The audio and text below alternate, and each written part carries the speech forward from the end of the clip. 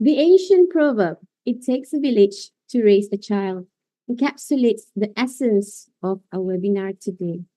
We are that village, and through collaborative efforts, we can empower the children and learners with special educational needs to navigate the complexities of the world. Assalamualaikum and a very good morning, ladies and gentlemen. Welcome to our webinar on parent-teacher collaboration in conjunction with the month where we celebrate International Day of Persons with Disabilities. And today, we aim to explore ways to strengthen the partnership between parents and educators.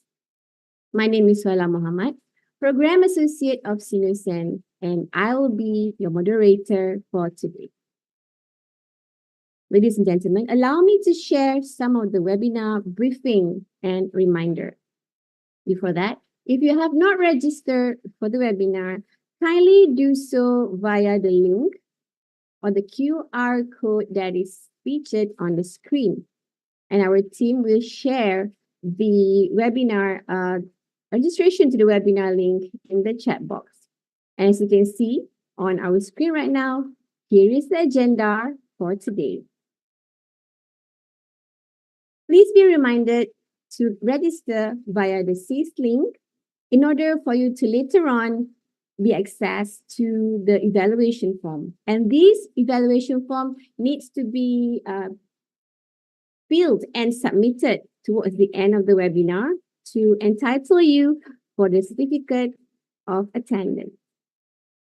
And if you have any inquiries, do email us at training@seameosen.edu.my, as well as if you have any burning questions to ask the speakers for today, whom I'll introduce shortly, please share them in the chat box. Welcome once again. Now, let me introduce you to our distinguished panel and speakers, each an expert in their field, embodying the spirit of collaboration. And today we have minds that not only think, but also inspire. Our first speaker, Madam 𝐼𝐑𝐄𝐄, epitomizes the dedication of educators. She is a special educator from Taman Perling Primary School, Malaysia, and her words today will illuminate the path where teachers and parents walk hand in hand. Next, Dr. Kapono Chioti, a dedicated speaker all the way from United States of America, but today he's live with us in Italy. He is a dedicated speaker as well as a father with a child with special needs who will share insights on the aspect of collaboration, who will offer a unique perspective rooted in personal experience and a profound commitment to understanding and addressing the needs of individuals with special needs. Next, from Dr. Alejandro Albert Elementary School, Philippines, Madam Ria Sereno, special education teacher, who will bring a wealth of experience to enlighten us all on the impactful role of special education in nurturing diverse talents. And lastly, Madam Eve Cher Sok Hui, the devoted mother of a child with autism from Singapore, who will share a wealth of personal experience and resilience through her role as a mother of a child with special needs in Singapore. And we are also assisted by our sign language interpreter, Miss Tan Lee. Once again, before we begin, I would like to kindly remind you to register via the link in our system that you can access in the chat box, as well as the QR code that is featured on the screen right now. Ladies and gentlemen, with that, let us embark on today's webinar where ideas spark, minds engage, and collaboration blooms. First of all, for our round one, Madam 𝐼𝐑𝐄𝐄. Madam 𝐼𝐑𝐄𝐄, a trailblazer in special education, will kick off our webinar for today. Madam 𝐼, her wealth of experience as a special needs teacher, will shed light on the essential dynamics of collaborative efforts between parents and teachers in creating an inclusive learning environment. Madam 𝐼, how are you? Hi, morning everyone. I'm good here. Morning, Madam 𝐼. Thank you for joining us. So with that, I shall hand over the floor to you. Please welcome Madam 𝐼. Okay, sure. Thank you.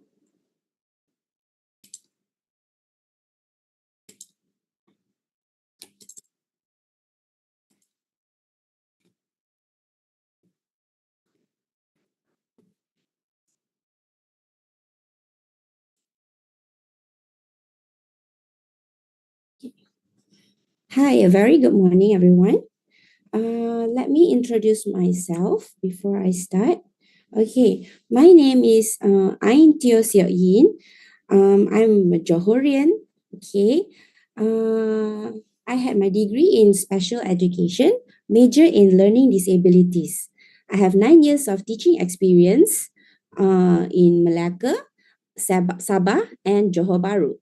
Okay, I'm also the main trainer for IEP, which stands for Individualized Education Plan. And I'm also the Assistant District Commissioner for Johor Bahru Scouts. Okay, I'm from Taman Perling Primary School in Johor Bahru. Okay, in my school, okay, There are preschool and also integrated special education and also inclusive education. For special education preschool, we have 7 pupils. Integrated special education, we do have 70 pupils. Inclusive education, we have only 1 pupil.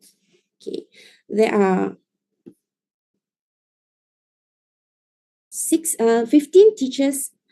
There are 11 teachers and 5 students management assistant in my school.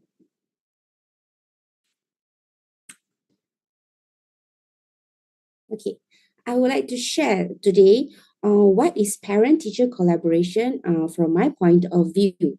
Okay, ladies and gentlemen, esteemed parents, dedicated teachers, and honored guests, I stand before you today to emphasize the profound importance of parent-teacher collaboration, particularly in the realm of special needs education.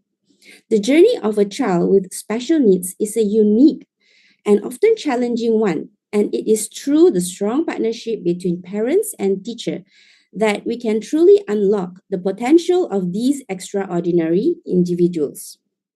In the intricate tapestry of education, parents and teachers are the key weavers. Collaboration between these essential stakeholders is not just a concept. It is a dynamic force that shapes the trajectory of a child's growth and development.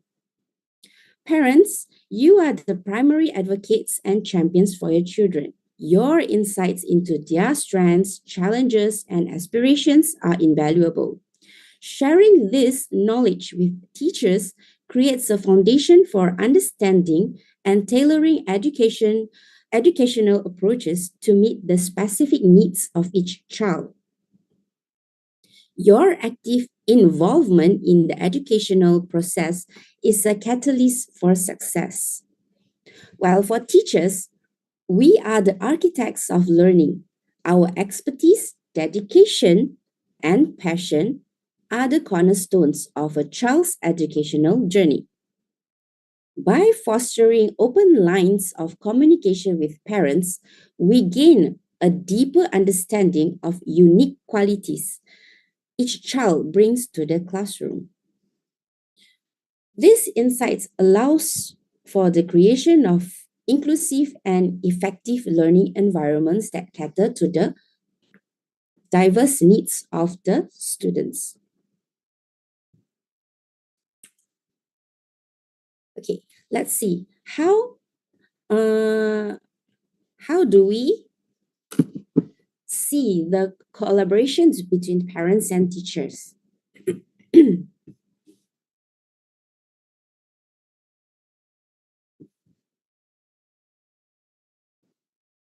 Okay, the first one here.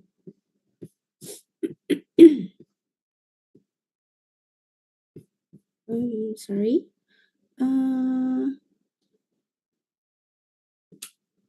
Parents teacher conference. We are able to see your slide. Yes. Yeah, we can see your slide. Okay. It's on the how. All right. Okay. This is I will stand before you to underscore the paramount importance of the collaboration between teachers and parents in the context of special needs education. Okay, this partnership is not merely beneficial, it is essential for the holistic development and success of students facing unique challenges. First, effective teacher-parents collaboration creates a cohesive, important,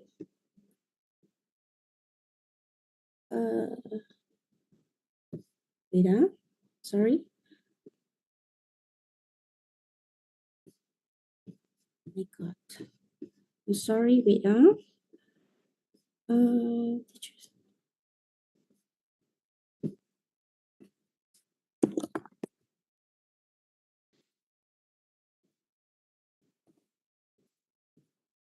All right, ladies and gentlemen, while we wait for Madam Ain to settle down with her slides, I would like to also remind all of you, if you have not registered, please do so in the link that has been shared in the YouTube chat box, as well as the QR code that you can scan registration. And if you have any questions that you would like to ask the speakers on parent-teacher collaboration, please share with us in the chat box. Madam Ain, I hope you're ready. Yeah, All right, sorry. Okay. go ahead, no worries. Effective collaboration with teachers provides parents with a deeper understanding of their child's educational journey. Regular communication and updates about the child's progress, challenges, and achievements empower parents with valuable insights. This knowledge allows them to actively participate in decision-making processes, ensuring that they are well-informed advocates for their child's educational. Moreover, the emotional support derived from a strong collaboration is invaluable. Parents of children with special needs often face unique challenges, and knowing that teachers are dedicated partners in their child's development alleviates some of the emotional burden. The sense of shared responsibility fosters a supportive environment, reducing stress and reinforcing the parents' confidence in their ability to support their child effectively. In addition to emotional support, collaboration with teachers equips parents with valuable resources and tools. Workshops, training sessions, and guidance from educators provide parents with strategies to reinforce learning at home. This collaborative approach transforms the home into an extension of the classroom, creating a holistic and consistent learning environment for the child. Furthermore, parents become active participants in shaping their child's individualized education plan, which is IEP. This collaborative planning process ensures that the child's unique needs are accurately addressed, and the parents' input is considered in tailoring educational strategies. This involvement not only empowers parents but also strengthens their advocacy skills. Lastly, a positive collaboration with teachers creates a sense of community among parents. Shared experience, challenges, and successes create a support network that extend beyond the classroom. Okay, I would like to share the benefits from teachers from my point of view. Okay.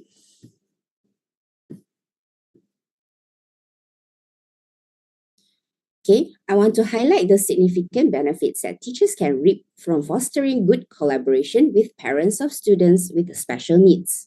This collaborative partnership not only enhances the educational experience for the child, but also brings about positive outcomes for the educators involved.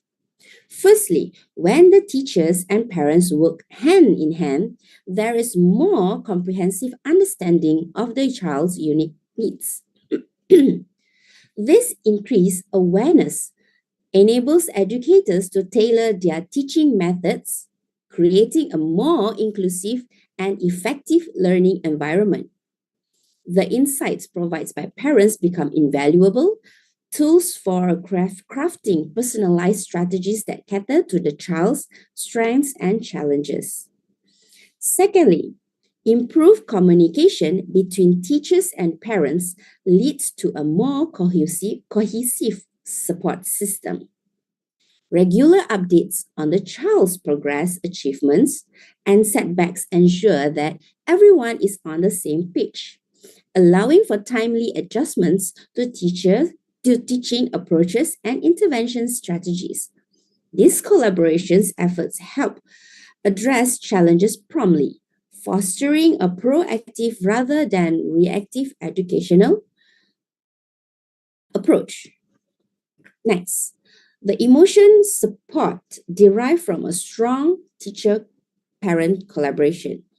Dealing with the unique needs of students with special requirements can be challenging, but when teacher and parents form a united front, it creates a network of understanding and encouragement. This shared commitment to the child's well-being can alleviate the stress and pressure often associated with special education. Next, professional growth is a noteworthy benefit. Teachers gain valuable insights and skills through collaboration with parents, learning more about the diverse needs of their students. This experience contributes to their professional development, making them more adaptable and resourceful educators. A positive collaboration with parents can actually lead to a more gratifying teacher experience. Witnessing the positive impact of joint efforts on a child's development is not only professionally rewarding, but also emotionally fulfilling. Okay. For for the students' benefit, okay, I would like to share.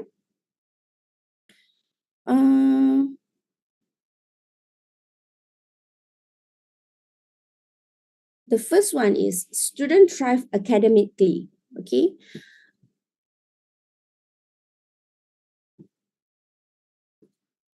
I would like to share the significance benefits. First and foremost, students thrive academically when there is effective collaboration between teachers and parents. These key stakeholders can create tailored educational plan that address the individual needs and learning styles of each student. This personalized approach fosters a positive learning experience, unlocking the full potential of the child. Moreover, consistent communication between teachers and parents also ensures a seamless support system for the students. A shared understanding of the child's progress, challenges, and achievements allows for timely intervention and adjustment for teaching strategies. Okay. In addition to academic benefits, okay, emotional well-being is significantly enhanced when parents and teachers collaborate. They create a unified front that communicates to the child that everyone is invested in their success. This sense of support and understanding fosters a positive self-image, promoting emotional resilience and a more positive attitude towards learning. Furthermore, the collaborative efforts of teachers and parents contribute to a more inclusive and accepting school environment. This is not only benefits the students with special needs, but also promotes empathy and understanding among their peers. Additionally, the collaboration between teachers and parents extends beyond the classroom, influencing the child's home environment positively. Consistent communication ensure that parents are well informed about their child's educational journey, allowing them to provide continued support and reinforcement of learning at home. Okay. Next. Madam Ain, Yeah. I'm sorry for interrupting. You have 1 more minute. This is the slot one, right, Madam Ain? Yeah. All right. Okay. Okay. All right. I'll make it fast. Okay. The last one, benefits of parents for students with special needs can experience through fostering a positive collaboration with their child's needs. First and foremost, effective collaboration with teachers provides parents with deeper understanding of their child's educational journey. Regular communication and updates about the child's progress, challenges, and achievements empower parents with valuable insights. Moreover, the emotional support derived from a strong collaboration is invaluable. Parents of children with special needs often face unique challenges, and knowing that teachers are dedicated partners in their child's development. Okay, next, collaboration with teachers equip parents with valuable resources and tools. All right, and parents become actively participate in IEP and able to create sense of community among parents. All right. I would like to share this one. Okay. This is one of the feedback from the parents, okay, from Madam Sumati. The collaborative effort between me as a parent and dedicated teachers at Sekolah Kebangsaan Taman Perling is evidently fostering a positive impact on ABI's educational and social development.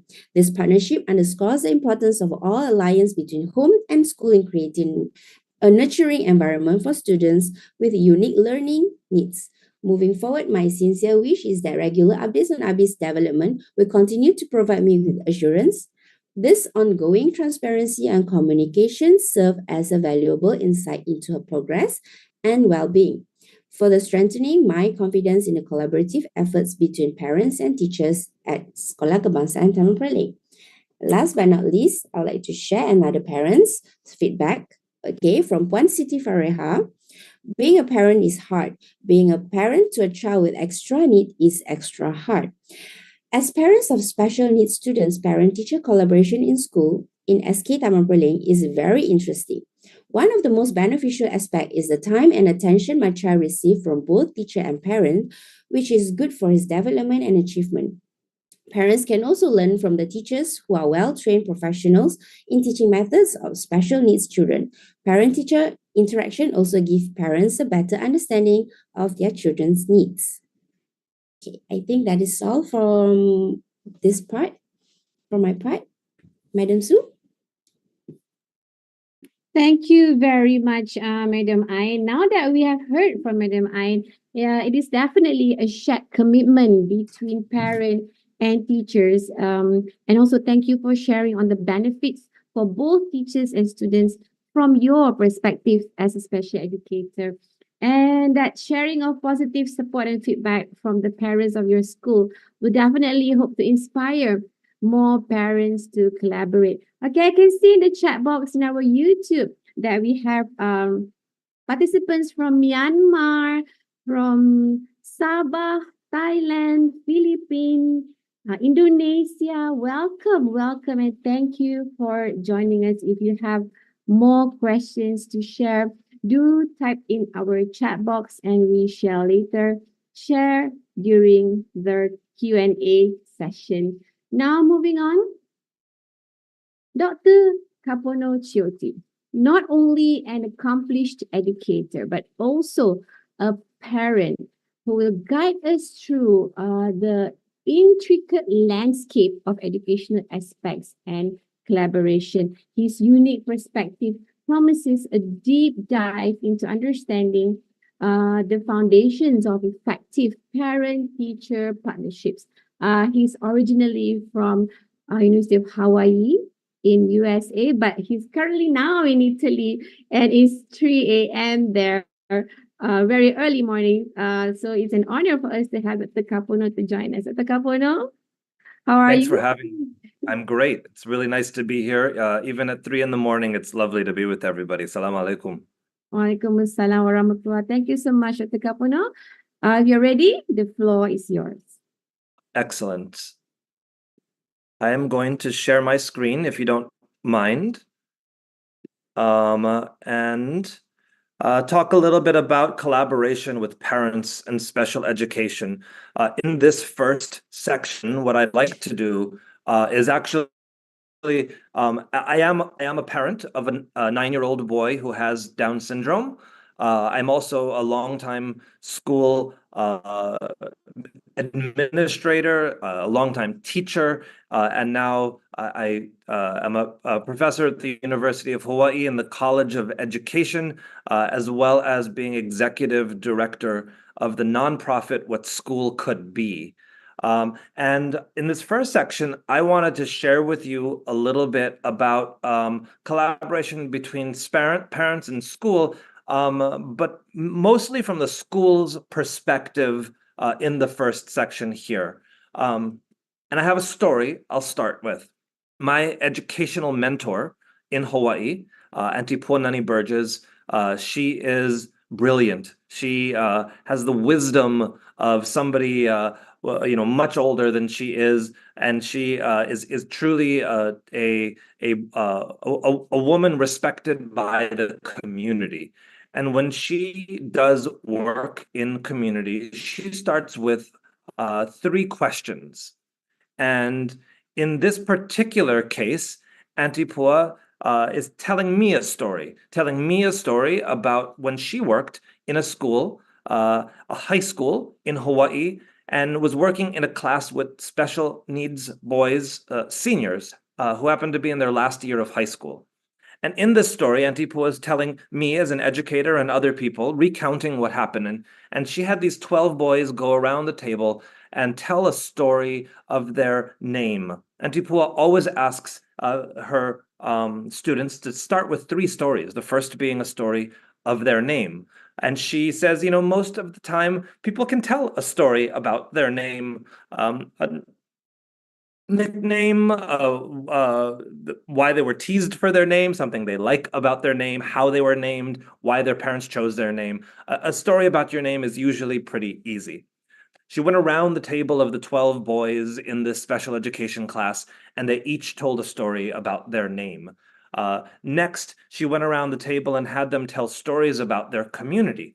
In this case, the community was a fairly poor community, a community that had a lot of challenges in work and was predominantly Native Hawaiian, Pacific Islander community in Hawaii. So it was easy for the kids to tell stories about their community. They had lots of things happening in their community, some very good, some very bad, but it was easy to tell the stories. Then she had them go around the circle and tell a story about their own strengths and gifts as students. She knew this was going to be really difficult. Most human beings don't like to brag about themselves and aren't natural in telling stories about their own strengths and gifts. As she went around the table, she could feel the boy on her right, um, feeling anxious, maybe turning a little red, feeling a little angry even, and she knew it was going to be difficult for him to tell a story of his strengths and gifts. When she got around to him, he didn't say anything. He just was quiet. And she pushed and she pushed, and he exploded in anger. He pounded his fists on the table and said, and he swore, I won't use the word, but he said, if I had any effing gifts, excuse my language, he used the swear word there, I wouldn't be in this effing class. And he bolted out the door. Later on that weekend, he met Auntie Pua out in the community and came running over to her and said, Miss, I thought about your question and I know what my strengths and gifts are. He said that when I go spearfishing, when I go fishing, I can provide food for my family. He gave her a huge hug, a big smile, and ran back to his parents. And at that point, Auntie Pua turns to us as educators and says, what role does our school have in making sure all students can start from a place of their strengths and their gifts? And why did this boy need to wait till his senior year, the end of his high school, when he was 18 years old, to realize that he had strengths and gifts? So Auntie Pua tells us this story because we do need to look at how our schools are setting up our students to be able to work from a place of strengths and gifts and understand their strengths and gifts. I want to quickly, in section 1, go over 2 major strategies to do this, to allow students to work from their strengths and gifts. And the first strategy comes from a book that I just authored with a co-author of mine. The book's called The Landscape Model of Learning. Jennifer D. Klein and I wrote the book last year. The second strategy I want to share with you is a strategy called Strategy, Structure, and Story that comes from a Harvard professor, Marshall Gans. I've put these 2 strategies in a worksheet, and I was able to create a worksheet. You can use the QR code. You can use a link at the bottom to download the worksheet. I'll put this back on the screen later on, and we can share the URL in the chat. That slide will come back. The first chapter here is professional responsibility of schools in changing the metaphor.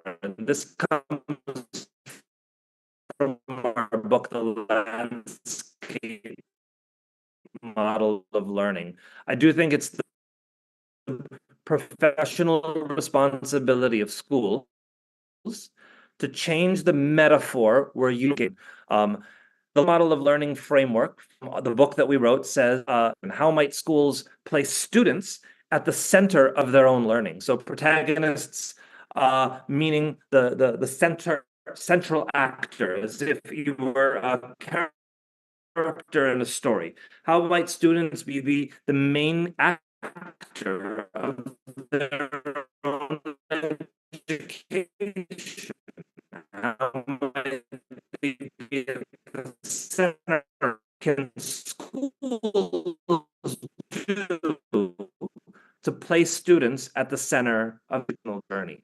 This is what we call student protagonism, when students have voice, when they have choice, when they have high degrees of agency, like they are the main characters of their education. Set up schools as if all civil waves a checkered flag, and for 9 months, the students race around the track, and at the end of the school year, we see how far they were true. That's how human beings and students really were. Education would be easy. But that's not how education really is. All right, ladies and gentlemen, we apologize for the technical error. Dr. Capono, since he's currently there in Italy, we understand there's a technical issues that he's facing right now. So while our team gets in touch with Dr. Capono, so he can be back online shortly, I would like to remind our participants, hello, if you're joining us, please remember to register in the link that is shared in the chat box, as well as you can scan there the QR code that is featured on the screen right now. And earlier, Dr. Capono has shared the inspiring story on Auntie Pua. To me, it's very inspiring, and we should always ensure on to how to highlight the strength and gifts of the student. While we wait for Dr. Capono to come back, I would like to also say greetings to all of our participants here from Philippines, Thailand, Myanmar, Malaysia, Indonesia. Yes, let's keep the chat box alive with all of your positive feedback and response and all of the positive emojis. We really appreciate all of your great support here. And we hope Dr. Capuno will join us back shortly. Okay, do share with us the burning questions that you have regarding the parent and teacher collaboration that we will share later during the Q&A session. We have a questions here already from PPD Sipitang. Oh, that's a great question. Thank you so much. We will highlight this later during the Q&A session. And to the rest of our participants, if you have any burning questions, feel free to share. Or in fact, what you can do right now is you can reflect on what Madam Ain has shared earlier and share what you have done in your school. If you're an educator, do share with us what have you done? What are the initiatives that you have taken as an educator in terms of collaboration with the parents? And if you are a parent, what have you done to contribute to your child's school? I'm sure there will be vast experience shared in the chat box, as well as many that we can learn from and be inspired. Hi, good morning. Let us keep all the chat box alive. I'm sure all of you are here are educators. We have so many viewers right now. Thank you for joining us. Watching from Philippines, mabuhay. Thank you for joining. Okay, so Dr. Capono, if you're back with us. Hi, Dr. Capono. Hi, Okay. I'm back. Sorry. Hello, it's okay. I No can't worries. share I can't get my video on yet. I think the tech needs to allow that to happen, and I will come right back on. Okay, Doctor, what we can do is from our side, we can share the slides on your behalf. And Okay. yeah, due to the technical glitch, perhaps you may turn off. Although we would love to see your face and expression. All right. Maybe you You can can turn share off the your slides video. there, and I Yeah, will just jump in and finish really quickly. Um, no worries, doctor. All right, the floor is yours. there we go. Let's advance maybe to slide 9, if that's okay. Yeah, let's go ahead. Let's do it. Welcome back. All right. Hi. So where we left off was students at the center of their learning journey. What I'd like to share is that it is the school's responsibility, not the school principal, not the teacher, but when I'm talking about the school, I mean education, right? The system of education. This is not one person in the school building's responsibility, but the system of education is responsible for changing the metaphor of education so students can be their own protagonists. They can be at the center of their education journey. You can change the slide. So it would be easier if school was like a racetrack. It would be easier if students started the school year on the starting line, the principal waved the flag, and the students raced along the school year for 9 months, and then we judged them on how far they came.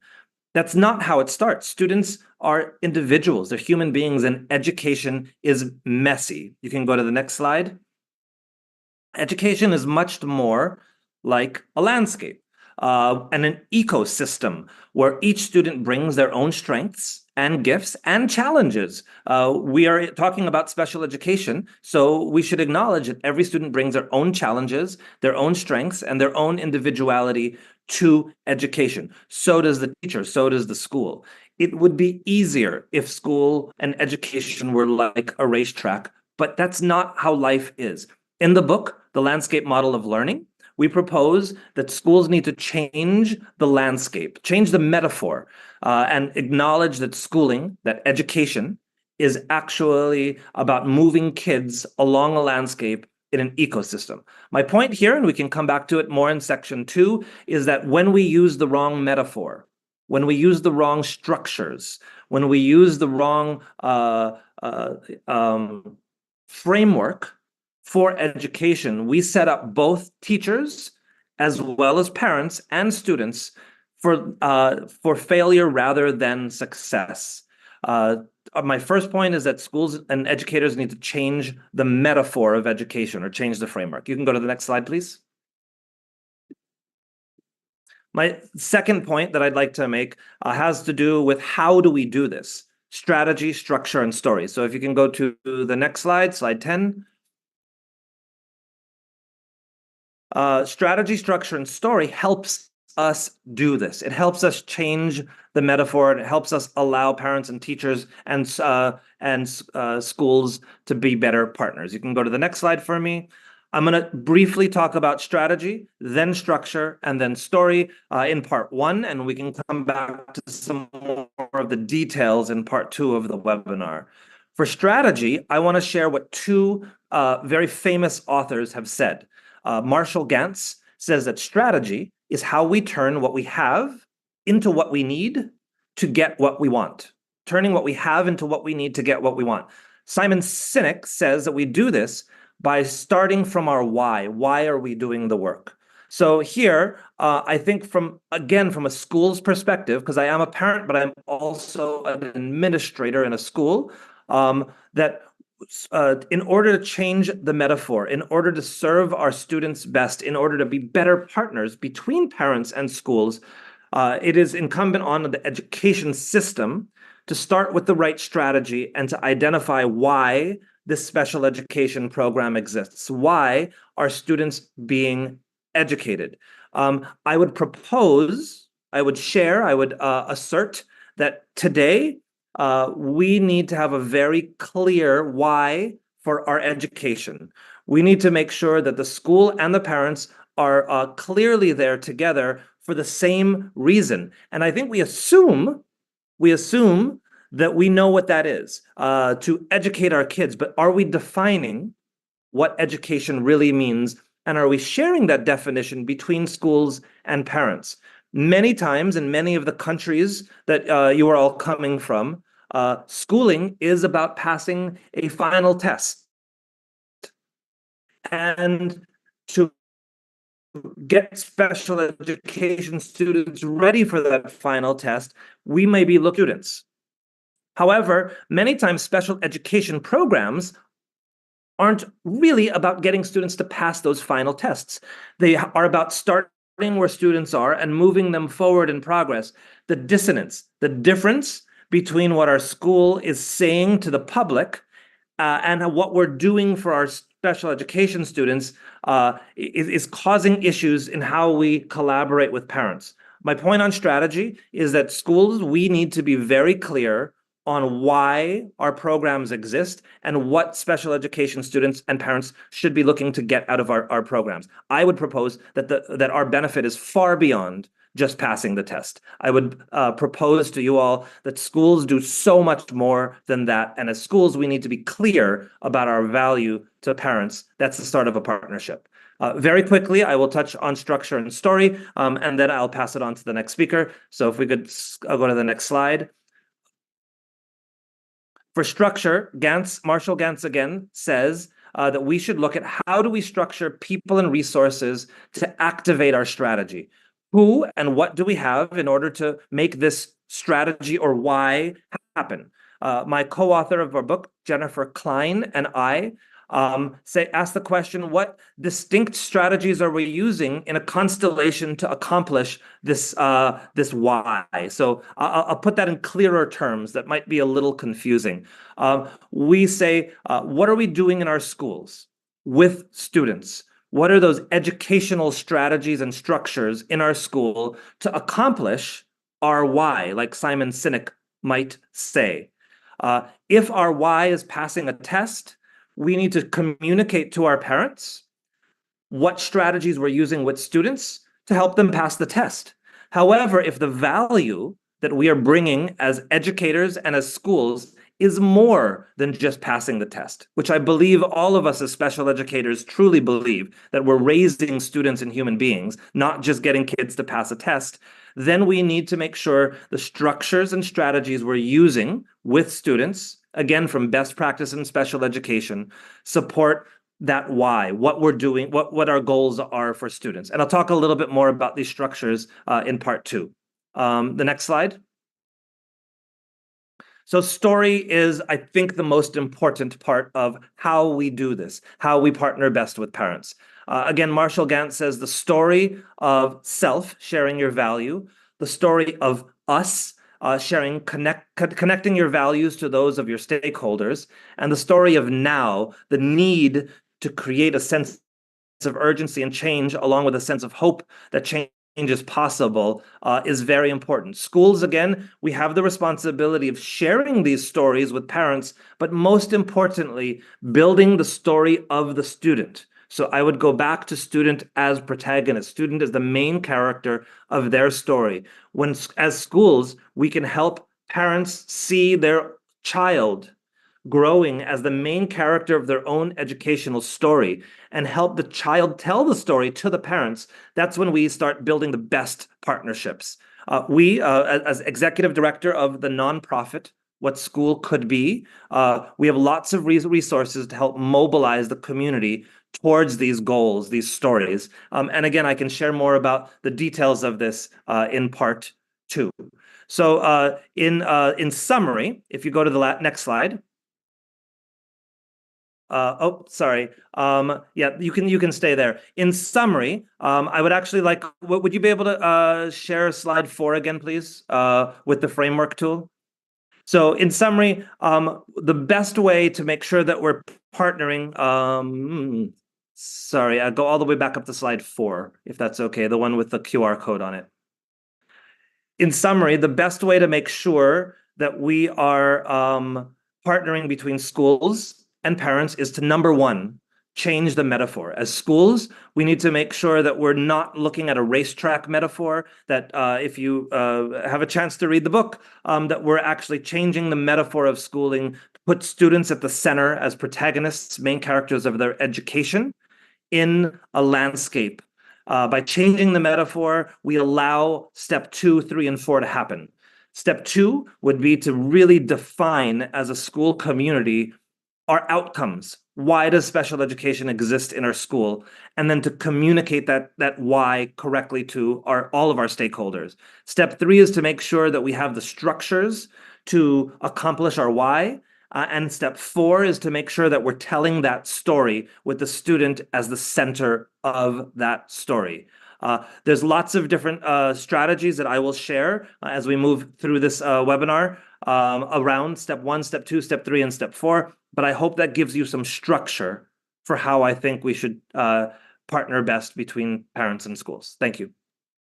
Well, definitely a great structure there to begin with. So fantastic insights, Dr. Kapono. Thank you for highlighting on the framework and the significance on changing the metaphor on the educational landscape and students as the main character or the protagonist in education. Dr. Kapono, if you have just joined us, to participants, Dr. Kapono is currently in Italy and it's 3 a.m. there. And please excuse us on the technical glitch that we experienced earlier. And if you have just joined us also, please be reminded to register in the SIS link that is provided so you'll be able to access to the evaluation form and later on generate your own e-certificate for joining this webinar. All right, moving on. Madam Ria Sereno, an experienced educator and devoted mother, our next speaker, who will provide a holistic view on the collaborative journey. Madam Ria is a special needs educator at Dr. Alejandro Albert for 12 years. But early this year, in April 2023, Madam Ria was transferred to Student Inclusion Division of the Department of Education there in the Philippines, where she is in charge of formulating policy standards and guidelines for the effective delivery of curriculum for learners with special needs. With that, it is an honor to now welcome Madam Ria. The floor is yours. Hello. Good morning and good morning to all participants online. Thank you for joining us today. I'm really grateful for the opportunity to join SEAMEO SEN webinars for the 3rd time. Thank you very much. In the first 2 webinars, that's correct, Madam Suhaila, I was a special needs teacher at the Silais ng Kagandahan, Dr. Alejandro Albert Elementary School. And then, yes, I transitioned to the Student Inclusion Division of the Bureau of Learning Delivery at the Department of Education Central Office. So, however, today, I'll be sharing my insights from dual perspectives. First, as a parent of my 16-year-old child diagnosed with attention deficit hyperactivity disorder when he was 6 years old. So I guess that would make me a special needs parent advocate for almost 10 years. It was not at all a perfect journey, should I say. It was and still is a day-to-day learning, adjusting, reflecting, assessing. So in summary, it's a continuous journey. And aside from that, I will also be presenting also from the perspective of being a special needs education teacher. Okay, so welcome everyone.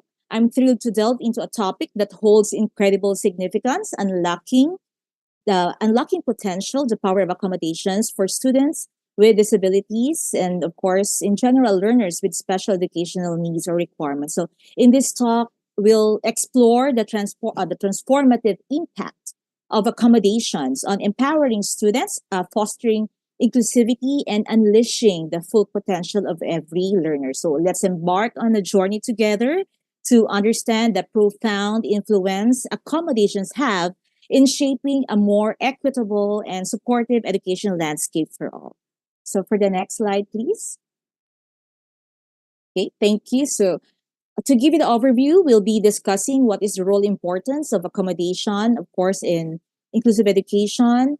How do we understand and what are the advantages or benefits of accommodation? So we'll also know or discover the profound impact or effects of accommodations for students, educators, and of course for the whole learning environment in general. And I will really try my best to present the tiered approach on accommodations. And of course, let us explore the practical methods and strategies to effectively implement tailored accommodations in classrooms. And next will be, I think this is the main theme of our webinar, which is collaborative approaches that will highlight the importance of collaboration among educators, specialists, parents, and students in successful accommodation and implementation.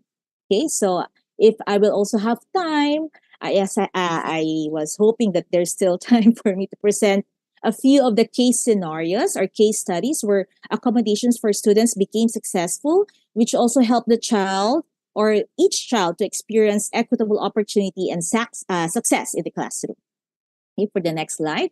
Thank you.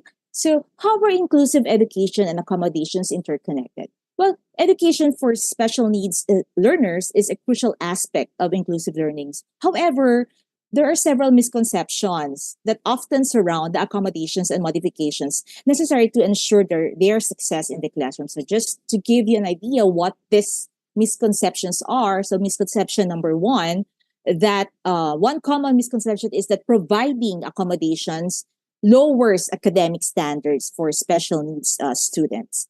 Well, in reality, these are adjustments which aim to level the playing field, not really to reduce expectations. So, second misconception is that accommodations give special treatment or unfair advantages. The truth is, accommodations are about fairness because they do provide equal opportunities for all students to participate and learn according to their individual needs. So, just to give you, there's a lot, but let me just give you three misconceptions. So, the last one would be some believe that modifying assignments or changing assignments compromises the learning goals. However, when we try to modify or change assignments, these are actually tailored adjustments to suit the student's abilities while still targeting essential learning objectives. So the goal remains the same, but the path to achieving it may differ, ensuring that the student comprehends and engages with the material effectively. So I just would like to emphasize that accommodations play a pivotal role in creating equitable learning environments. So, ensuring all students, regardless of their unique needs, they have access to quality education. Okay. So, for the next slide,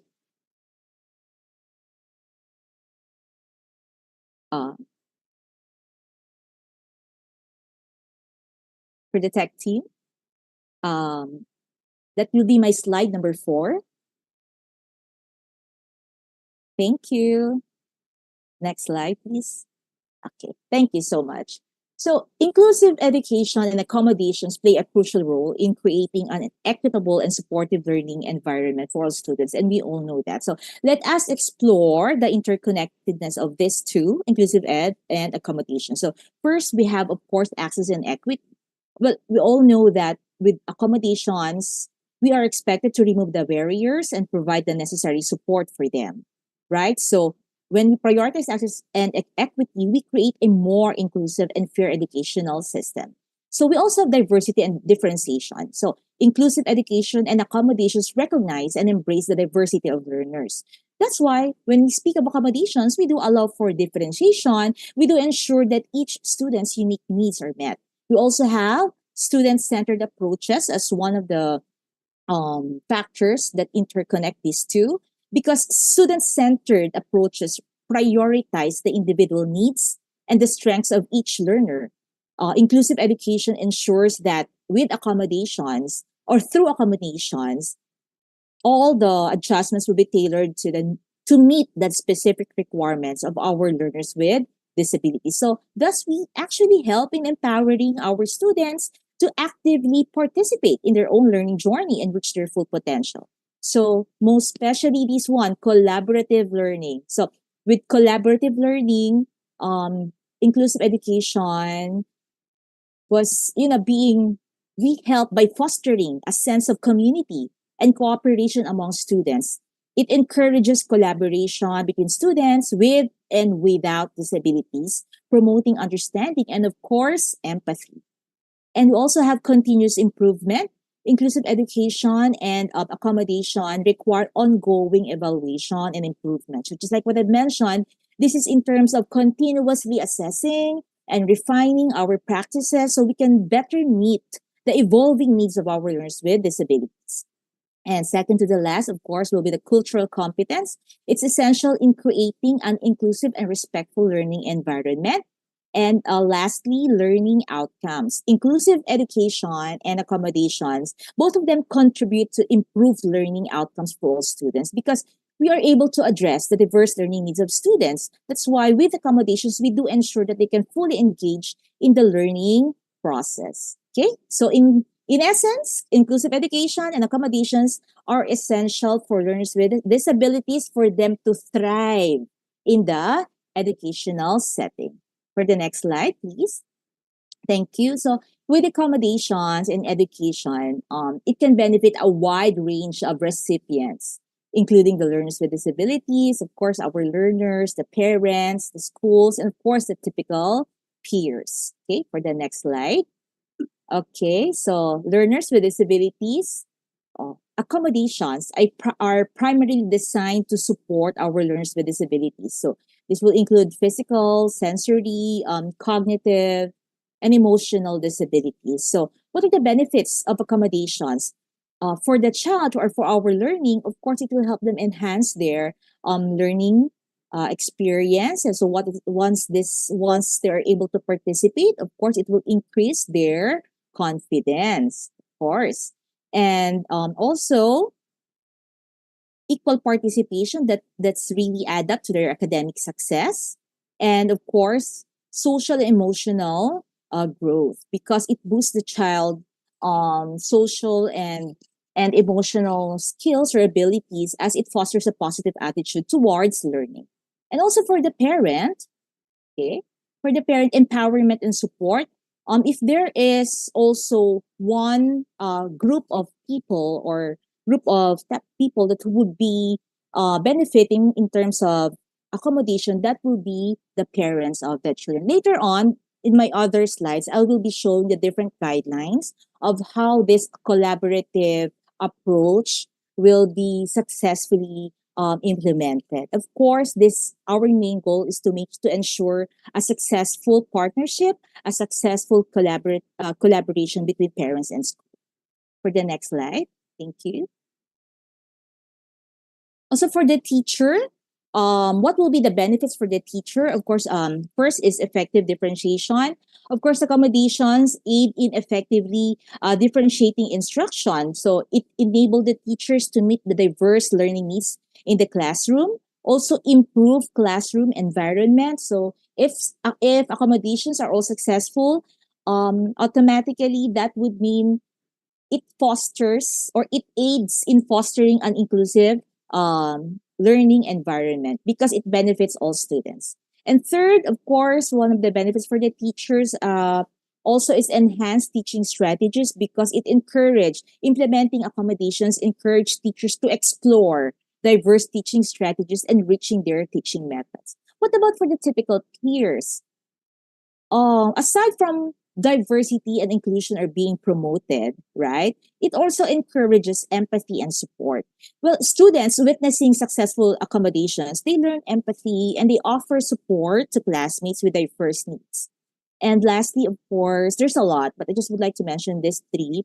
A positive learning and supportive environment. Well, of course, an inclusive environment, it benefits all students. It encourages collaboration and we always do expect that there is a presence of mutual respect among peers. So, in conclusion, accommodations play a crucial role in benefiting various stakeholders. Okay, so within the educational setting, because our main goal, like what I mentioned, will be to foster an environment that supports the diverse needs, promotes inclusivity, and of course, contribute to the positive and learning outcomes for all involved parties or groups. For the next slide. So at first I'm really hesitant if I'm going to share this because I was able to discover that the should I say how effective is for the teachers because I actually originally got this idea from the team of teachers of my son, okay, when he was still in the primary school. So just allow me to share this with you. This is the tiered approach to accommodations and modification. So this tiered approach acknowledges that students have varying needs, providing a range of supports Okay, from minimal adjustments to significant modifications. So what do we emphasize here? We do emphasize here the importance of individualization. So let us see it for the next slide. Okay. Sorry, it's quite a mouthful because this is actually the different tiers that you can see. From layer 0, no change at all. So same assignments and grading criteria. For example, all students in science class complete the same laboratory experiment and they're still graded in standardized rubrics. So there's no change at all when it comes to assignments and grading. So without accommodations. What about layer 1? Layer 1, this is now the start of minimal classroom changes. So although students complete similar assignments, but some receive extra support or reinforcement, again, minimal accommodation. So for example, we do provide extended time for a student with dyslexia to complete a reading assignment while the rest of the class finishes in regular time. So what about the grading? A grading will also be adjusted for the student with additional time. Okay, so for the layer 2, classroom changes. So the description of layer 2 will be all students learn the same content, but with alterations in how it's taught or assessed. So this will be the complex accommodations in layer 2. For example, we do provide alternative formats for learning materials, such as audio versions of textbooks for students with visual impairments. There will be also adjusted criteria for students using alternative formats. So the grading criteria may slightly vary based on the modified assessment methods. So complex accommodations, this is layer 2. This involve changes in the instructional approach or should I say assessment methods, because we do ensure that our learners access the same curriculum through different means. There are 3 some changes to the curriculum. So some students engage in reduced or similar assignments at a less challenging level. For example, we can modify the math problems to reduce the complexity for a student with a math-related learning disability. Okay, so, and this is also layer 4. Okay, yes, thank you, madam. I have given last 1 minute. Significant changes to curriculum, that will be the layer 4. A smaller portion of the general curriculum, significant accommodations and modifications. And layer 5 will be significant changes to the whole curriculum, meaning we do provide alternate activities. Okay, alternate activities that is related or still related to the general curriculum. Okay, so for the next slide. So in essence, the collaboration between educators and parents in implementing accommodations and modification, it creates more cohesive, supportive, and effective educational experience for the child. So in terms of collaboration between parents and the teachers, it leverages that collective knowledge, and we ensure that resources will be best allocated to best support the learning journey of the child. Okay, so just to show you the different steps that is actually crucial in terms of implementation strategies for accommodation. So step 1, assess individual student needs. Step 2, develop personalized plans. Step 3, implement accommodations in the classroom. Step 4, monitor and adjust accommodations. Step 5, continuous professional development. Workshops and seminars, also especially by the teachers. Step 6, foster communication and collaboration. Always engage the parents. We actually really appreciate that based from my experience. Maintaining open communication with parents. We do have discussion, whether home-based accommodations. We will really appreciate it because we all know that those home-based accommodations are also aligned with the strategies between home and school. Team collaboration. We collaborate with other educators, with other specialists and administrators. We coordinate all our efforts as we share responsibilities for effective implementation. And lastly, of course, let's all continue to reflect and adjust, regularly reflecting on the effectiveness of these implemented accommodations. That would mean that we continue to consider the student progress and, of course, feedback. We will be able to use our reflections to refine and adopt our strategies. We can modify accommodations still based on the evolving needs of our learners. So So with this step-by-step process, teachers can, of course, with collaboration with the parents, we can both systematically implement accommodations because we ensure a more inclusive and supportive learning environment for all our learners. So that will be for the first part of my talk. Thank you for watching. Thank you, Madam Ria. Great insights there from you who have shared the misconceptions within the realm of special educational needs, as well as the evolving needs, and emphasizes on the equitable and access to quality education. Similar to the student-centered approach that you mentioned and highlighted, it resonates well with what Madam Ain and Dr. Kapono shared earlier on making students the main character or the protagonist in education. All of these are three speakers actually shared what we would normally learn in days or weeks of lectures, but they have successfully compressed into 10 to 15 minutes of sessions. I'm sure there are a lot more to share. Do look forward to their second session. If you have just joined us, welcome. Please register in the SIS link that is provided. And before we move on to the next speaker, if you have any collaboration experience, if you're an educator, do share what you have done in school. And if you're a parent, do share what you have done in terms of collaborative effort with the teachers of your child in your school. Do share with us in the chat box, and I may read a few for the benefit of others. Now, moving on for the first part. Concluding the first part of this webinar is Madam Eve Chair Sok Hui, a passionate mother advocating for children with special needs, and her personal journey as a mother will inspire us to explore more ways to foster collaboration, empathy, and understanding between parents and teachers. With that, all the way from Singapore, please welcome Madam Eve. The floor is yours, Madam. Hi, thank you. Let me share my screen.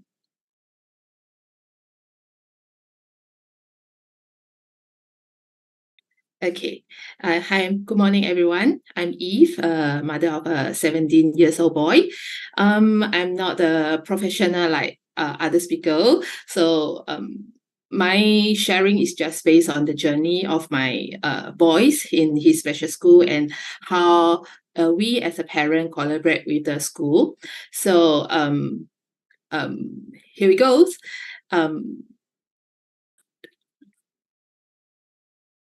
Okay, this is my boy, Aloysius. So he was born with cerebral palsy. He was a full-term baby, so everything was normal during my pregnancy, but due to there's a delay during the birth, so resulting him in lack of oxygen. So this trauma basically affected his trunk control and speech. So he can't really speak clearly. So he has also involuntary movement that will affect his daily activities. So since young, I remember like when he was one year old, then we brought him overseas to do exercise therapy. So like and we did a lot of tests and whatever we can. So at hospitals. So because that we were told that time as young as he could, there was a golden treatment period. So everything will start very early. But okay, he did show improvement, but I mean the progress is the improvement is basically slower than whatever we expected. So when he was 3 years old, then we came back. We stationed at back in Singapore. So we started to send him to early intervention program at Cerebral Palsy Alliance Singapore, which is called CPAS. So it was like the program is like 3 days per week. So each session is about 3 hours. So over there during at the early intervention program. They will teach them to know words. They have also music therapy session, sensory session.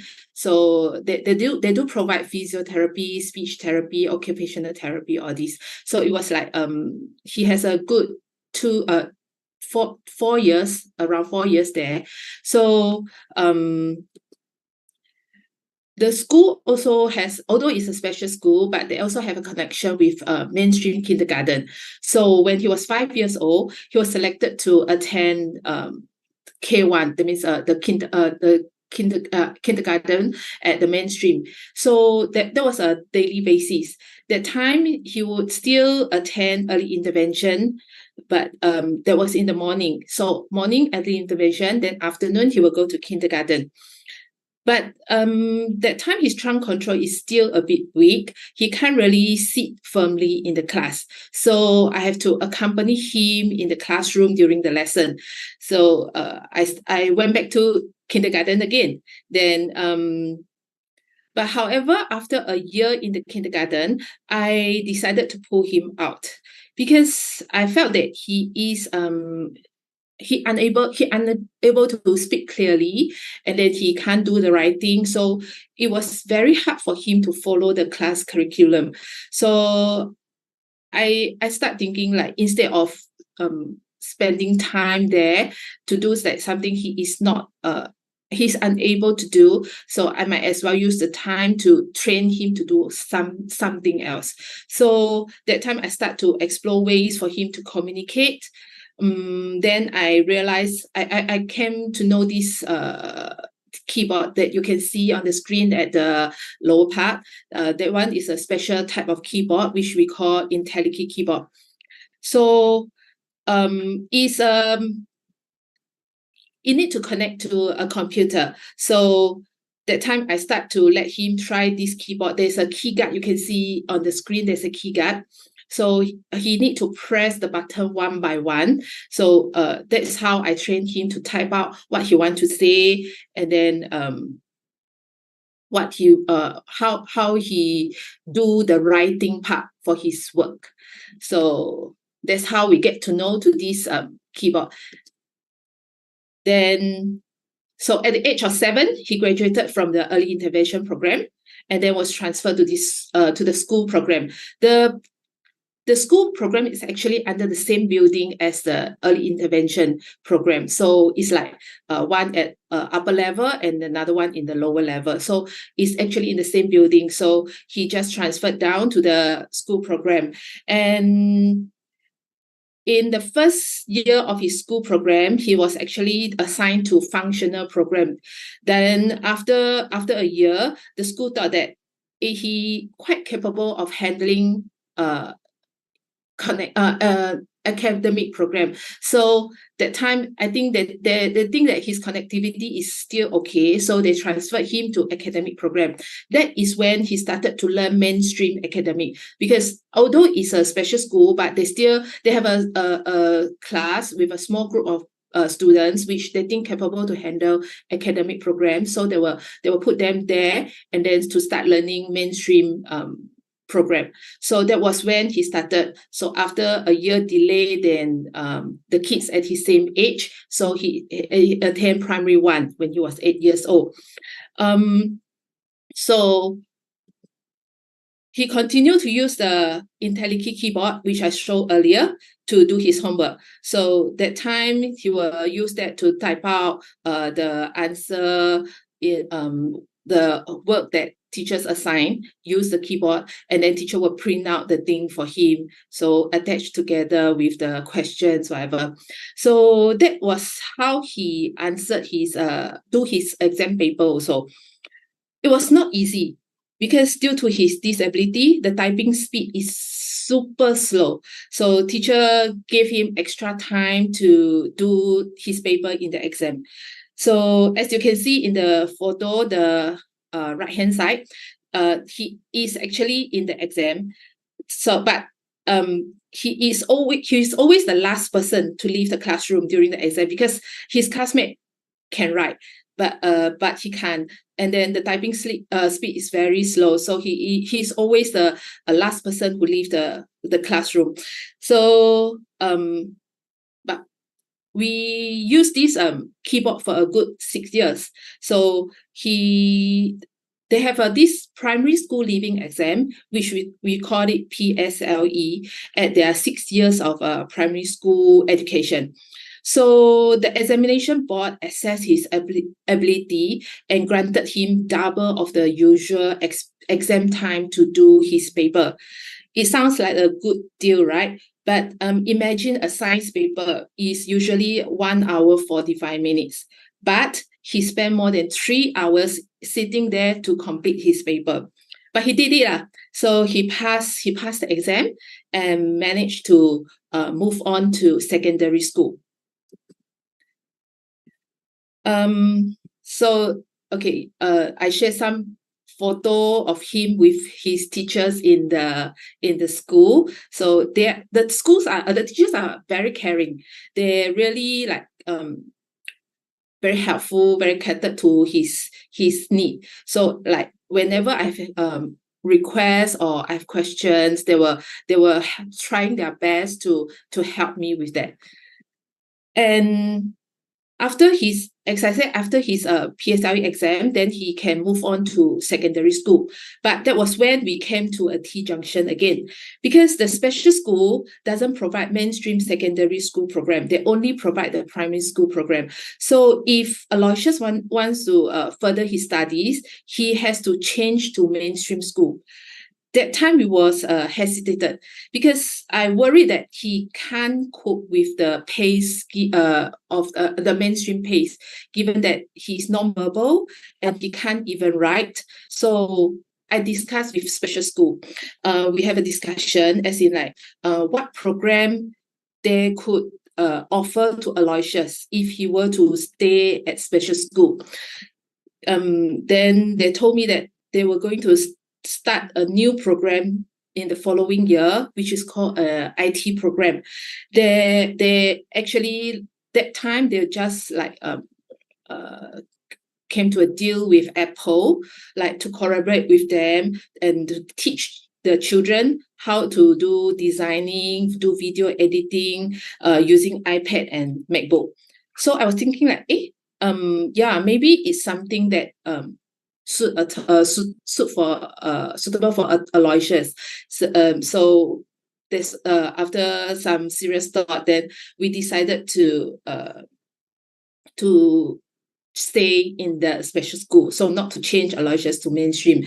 So you can see in this photo, this is actually the graduation ceremony that year, but that one is his classmate that time took the same exam with him, but he moved on to mainstream, but Aloysius decided to stay. So Aloysius was not involved in he's not graduated in that year. So I think then we have a new start again in the following year. But as you can see in my just the sharing just now, he's previous 6 to 7 years in the school is mainly for academic. So in the next year is another chapter of his life in special school. It is a totally different experience, but I think I would like to share it in my second session. So thank you. Thank you, Madam Eve. It's great to meet Aloysius again virtually and listen to his success stories. That is truly inspiring. And Madam Eve has also tremendously left us with powerful insights, as well as the journey and challenges she faced as a parent of amazing Aloysius. And for your information, Madam Eve has also joined us before for a webinar where she shared success stories on Aloysius' engagement and in sports, who represented Singapore for a Special Olympic Game. So let us share some feedback, positive or emojis in our chat box in YouTube and Facebook in response to Madam Eve's experience. Thank you so much, everyone. Wonderful engagement. And before we proceed to the next round, I would like to welcome our participants from Malaysia, Philippines, Thailand, Indonesia, Myanmar, Brunei. And if there's any other countries that I have not mentioned, do share with us where you're from in the chat box. Now, let us get ready for round two. We are thrilled to have again Madam 𝐼𝐑𝐄𝐄 for round two. Madam Ain, welcome back. If you're ready, the floor is yours, Madam Ain. Okay, thank you. I should share my slides.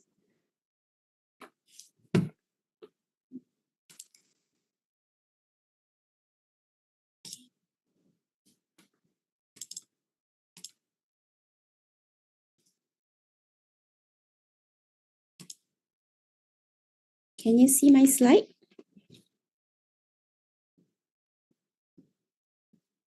Yes, we can see your slide, Madam Ain. Okay, thank you. All right. For the next session, I would like to share the collaboration program for Taman Perling Primary School and teachers and parents. Okay. Okay, I would like to share from my side experiential sharing through the collaboration programs involving parents before, during, and after. Parents also give full cooperation on the activities held, and they will contribute in terms of financial and their energy. All right. Okay. How can you collaborate effectively with the parents? Positive collaborative relationships with parents. We should have a positive collaborative relationship whereby we have communication with the parents so that we don't have barrier. They understand what we need and we also understand what they need. Okay. The secondly is take the initiative. We will as a teacher we will take the initiative to talk to the parents on their child's development in school. Number 3, be sure to share positive as well as negative feedback about the students. We should share everything to the parents so that they can understand what their child learned in school. So they get to know the latest update on their child. Okay, consider a variety of communication tools. Besides face to face, all right, we can use social media, okay, such as WhatsApp, Telegram, okay, to communicate with the parents. Because some parents quite busy with their work, so we can use other communication tools to try to communicate with the parents. Okay, tap into parents' knowledge. Encourage parents to spend time at school. For example, we can have activities that involve the parents in school.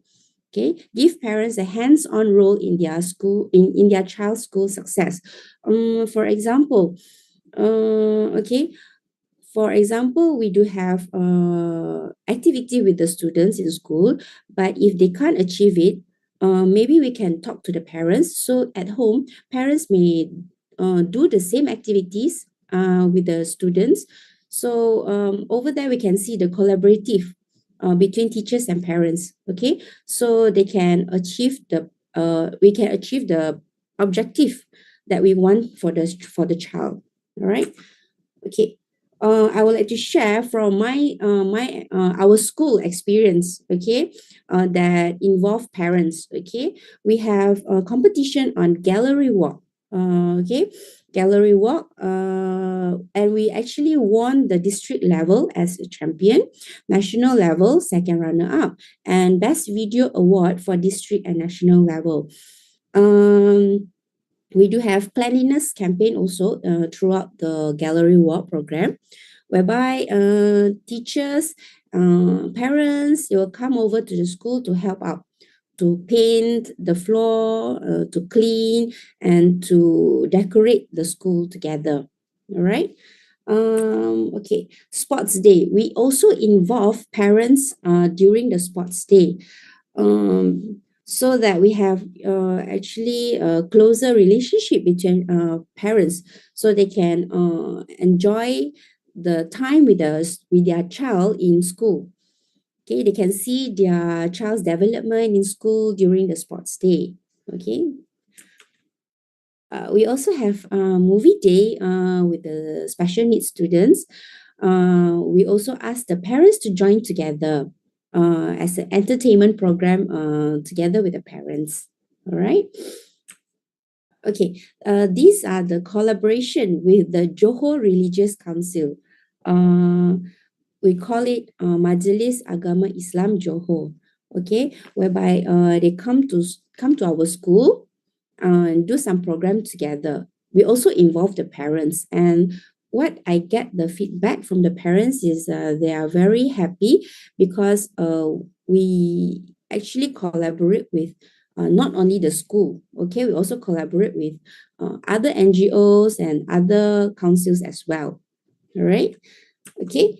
My school also have online fashion show competition for special needs, whereby we involve the parents so they can come to help out their child to make up and everything, to set up nice clothes for their children, for their child, to go for a competition in school.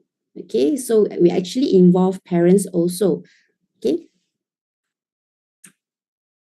Okay, these are the photos that I share here. Collaboration with a Joyous Kiddie Therapy Center. Yeah, this is sponsored, fully sponsored by Myra Hub Foundation, whereby the therapy center, the therapy program helps out the students to develop their fine motor skills and their social skills, also communication skills. As you can see, parents also involved in the program. This actually helps.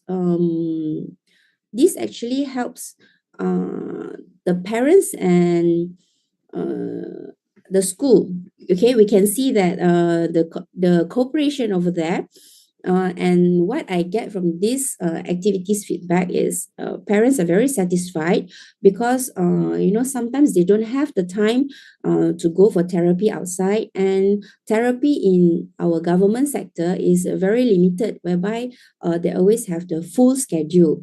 So we actually provide this collaboration, so parents can spend some time here in our school, so they can see their development on their child's throughout the therapy session. Okay, next is Sensory Camp by Yayasan Penyayang Iskandar Putri.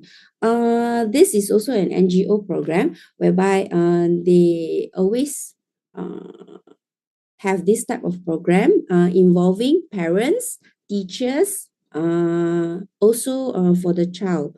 Okay, for these activities is actually more to music movement, sensory motor games, and activity sensory indoor. As you can see in the picture, it also involves parents. Okay, for special needs, actually, as we know that we are more to therapy program, so we actually involve parents, so they are quite happy because they can see their child's development there.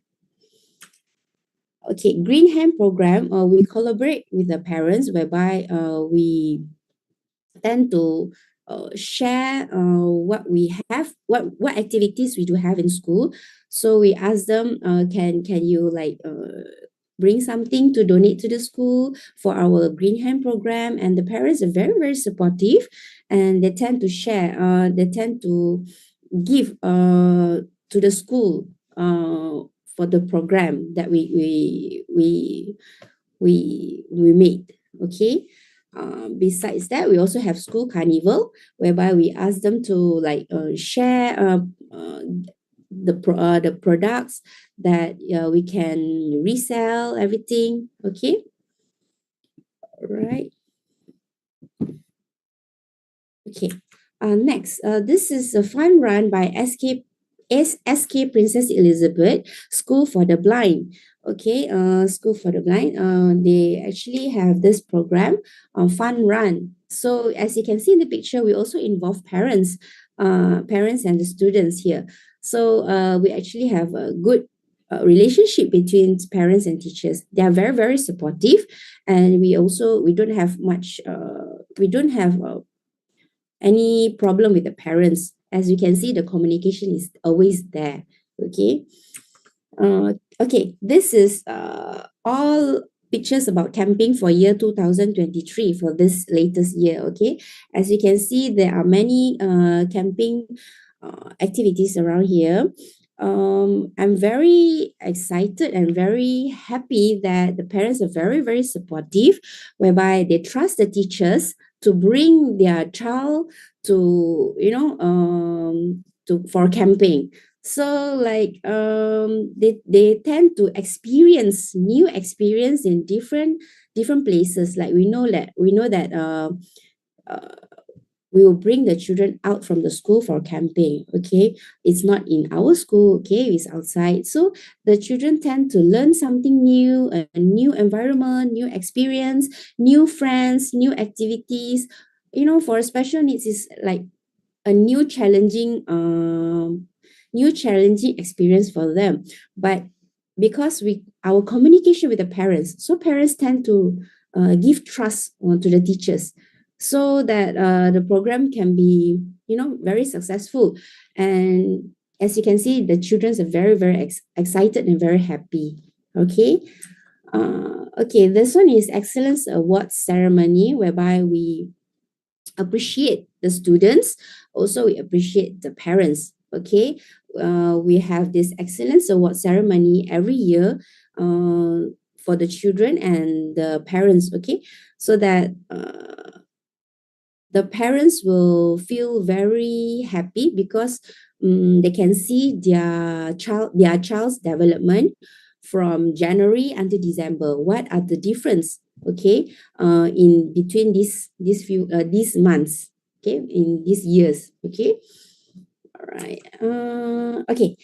I would like to share through our media social. Okay, if you are interested, these are the media social we have for my school, Taman Perling Primary School, Facebook and YouTube. You may subscribe, like, and share. We have plenty of information in our media social. Also, many different activities you can explore in our YouTube. Like, for example, birthday celebration, Teachers' Day celebration. Actually, most of the program we actually collaborate with the parents there. Yeah. And just like to add on, we actually with parents, our parents, they actually not many housewives. So many parents are working parents, so maybe they don't have the time to come over to help out sometime, but they do help us out financially. Okay, they do help out financially, although they don't have the time. But those who have the time, for example, like housewife or during the weekend, parents will really volunteer to help out. And say like after camping, the parents will text me and say, hi teacher Ain, do you want us to come over to help to like clean up the tent, to wash the to clean the things that we brought to camping, like these are the collaboration that we teachers are very appreciate. Yeah. Okay, I think that's all from my side as a teacher. Okay, that's it, Madam Sue.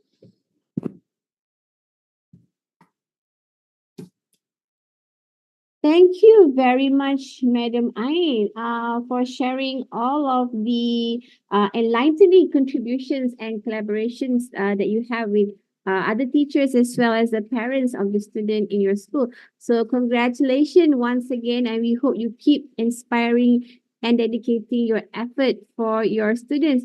As you can see here in the chat box, we have positive feedback from teachers from other schools, from PPD, CP Tang, as well as from Miss Nur Amira, who share positive feedback. So we need to hear more in terms of collaboration, what you have done in your school as an educator, or if you're a parent, what you have done with the teachers of your child in your child's school. Right, moving on. Earlier, Dr. Kapono shared, turn what we have into what we need to get what we want. That is truly a profound and inspiring wise words there that is shared by Dr. Kapono. So we look forward to hear more from Dr. Kapono. Doctor, the floor is yours. Thank you. I am actually going to just share one slide and tell some stories, if that's okay. I'm Marvelous. gonna share this a little bit, and I'll pop it back on and off for a second. I'd like to share a story of changing the metaphor for our own child, and then I'm going to come back to 2, 3, and 4 in just a little bit. Changing the metaphor. When our son, our middle son, who's 9 years old now, was born, we did not know he was going to have Down syndrome. We did all of the testing that needed to be done when we were pregnant. And in fact, we did more testing than we needed to do. We asked the doctor, sometimes you have a feeling something's different. Maybe not wrong, but different in a pregnancy. And the doctor was asking why we wanted to do the tests. We didn't really know, other than we knew something was different. And all the tests came back very normal, with a very low risk of any sort of difference at birth. When he was born, we definitely noticed the day he was born that his look was a little different, but we didn't think anything of it, really. And it wasn't until the next day that I was taking our oldest son to a birthday party when we got a call from the doctor, and they said, Kapono, Mr. Siati, you should come back to the hospital. We'd like to do some tests on your son. We think he might have Down syndrome. And that was a really hard moment because as a parent, I didn't have any perspective on special needs. All I saw and knew were the challenges that were presented in the media. And certainly there are real challenges. We know that as special needs educators and parents, there are indeed lots of challenges. But that's all I knew as a parent. I didn't know the joy or the possibility or the positive that he would bring to our life and to the world. I do remember at 1 month old, when he was 1 month old, my wife was walking down the stairs of our house, and I was downstairs, and she was coming down the stairs, and we caught each other's eye. We just looked at each other for a second, and we just started crying and hugged each other. And we had an interesting moment where we realized that for the last month, we were so worried about the situation that we lost out on enjoying our newborn for a whole month. And it was at that moment that we realized we needed to change our metaphor as parents, our story, that our son was the main character, the protagonist of his own story, and that his story was going to be wonderful. It was going to be different than we had expected. But that I, in my mind, had written a lot of his story for him. If he didn't have special needs, I had assumptions of what school he was going to go to, the grades he was going to get, what he would be interested in, the things we would do with him. And shifting the narrative, shifting the story, allowed us to really put him at the center of his story. We knew the story would be different, and we couldn't expect what it was going to be. His birth and us realizing that each of our children was going to have their own story and needed to be their own main character, I think it actually helped our eldest son, and I hope it helps our youngest daughter as well, because I think now we realize that all of our kids are individuals. All of our kids will have their own path and should be the own protagonists of their own stories, and I shouldn't write their story for them, whether or not they have special needs. So I think that having a child with special needs really changed how I thought about education for all students, that every single student should have their own pathway, their own horizon, their own goals, and should be the protagonist of their own story. I changed the metaphor for myself as a parent. And then as an administrator of a school, I spend my time now changing the metaphor of school to make sure that we are not a factory. We're not turning out kids that should look the same. We're not doing the same thing. This is one of the things I tell teachers all the time. It is ridiculous to think that every child should learn the same thing in the same way at the same time. As adults, we know that. As employees, all of us have had jobs or are in families. We're siblings, we're daughters, we're sons. We are workers in some industry, and it would be ridiculous for us as an adult to believe that we should be treated in the exact same way and expected to learn and grow in the same way as all of students. So that's story number one. I changed my metaphor as a parent and therefore have spent my time as an educator changing the metaphor of schools. I'm going to talk a little bit about 2, 3, and 4. The strategy, the structure, and then how we share the story as a school. So I had said earlier that Simon Sinek asks us to really define our why. And Marshall Gantz asks us to take what we have in order to turn it into what we need so that we get what we want. So both of those people are asking us to really start with defining what we want. What is the outcome of education? And again, here, I'll tell you a little bit about me as a parent. We chose a small public charter school for our son with special needs for 2 reasons. One is because it's an inclusive school. They don't have a separate special education program where kids with special needs go to the back of the school to a special room. He's in the classroom with his general education peers in a least restrictive environment. That works for our son. It doesn't work for every kid, but for our son, that's the strategy and the why. He has a lot that he can give to his peers. Yes, he has some speech delay. Yes, he's about half a year behind his peers in reading and writing, and he's about a year behind his peers in math. But he's also 10 years beyond his peers in honesty. He's 20 years beyond his peers in caring. He's 30 years beyond his peers in emotional intelligence. And we know that he has lots to give to his peers, and also he has lots to receive from a general education setting. Again, it's not the right setting for every child with special needs, but it is the right setting for our child. So for us, the why really is about having him grow as an individual, know his strengths, and allow him to give his strengths to others because we know he has lots to give. That's our why. And as parents, we share that why with the school. We've told as teachers and principals why we've chosen that school. Luckily, we have choice. Not every parent does. But because we have a choice, it's even more important that we share why we chose the school with the teachers and with the principal. We want them to know we want him in the general education setting. We want them to know that we see his strengths and that we want the teachers and the principal and the kids around him to know his strengths. Yes, he's a little bit more difficult to understand because of his speech delay, but I share with his teachers and his principal his strengths all the time so that they can start from that place, that point of view. Again, we're lucky because we have choice and we chose a school that's inclusive.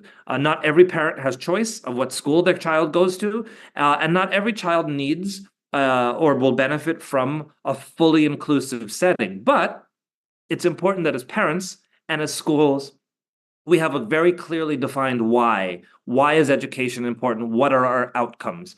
If we're going to take what we have, turn it into what we need to get what we want, as parents in a school, we need to be clear in defining what we want. Too often we assume that that's just doing good at the end of the year exams, doing the same level mapping as the kids around him. But for us as parents, our why is slightly different, and we need to, as parents, communicate that regularly with his teachers and his administration. We do that several times a year. We as parents call meetings and ask to talk about us and what are our priorities for our child. I'm going to share again.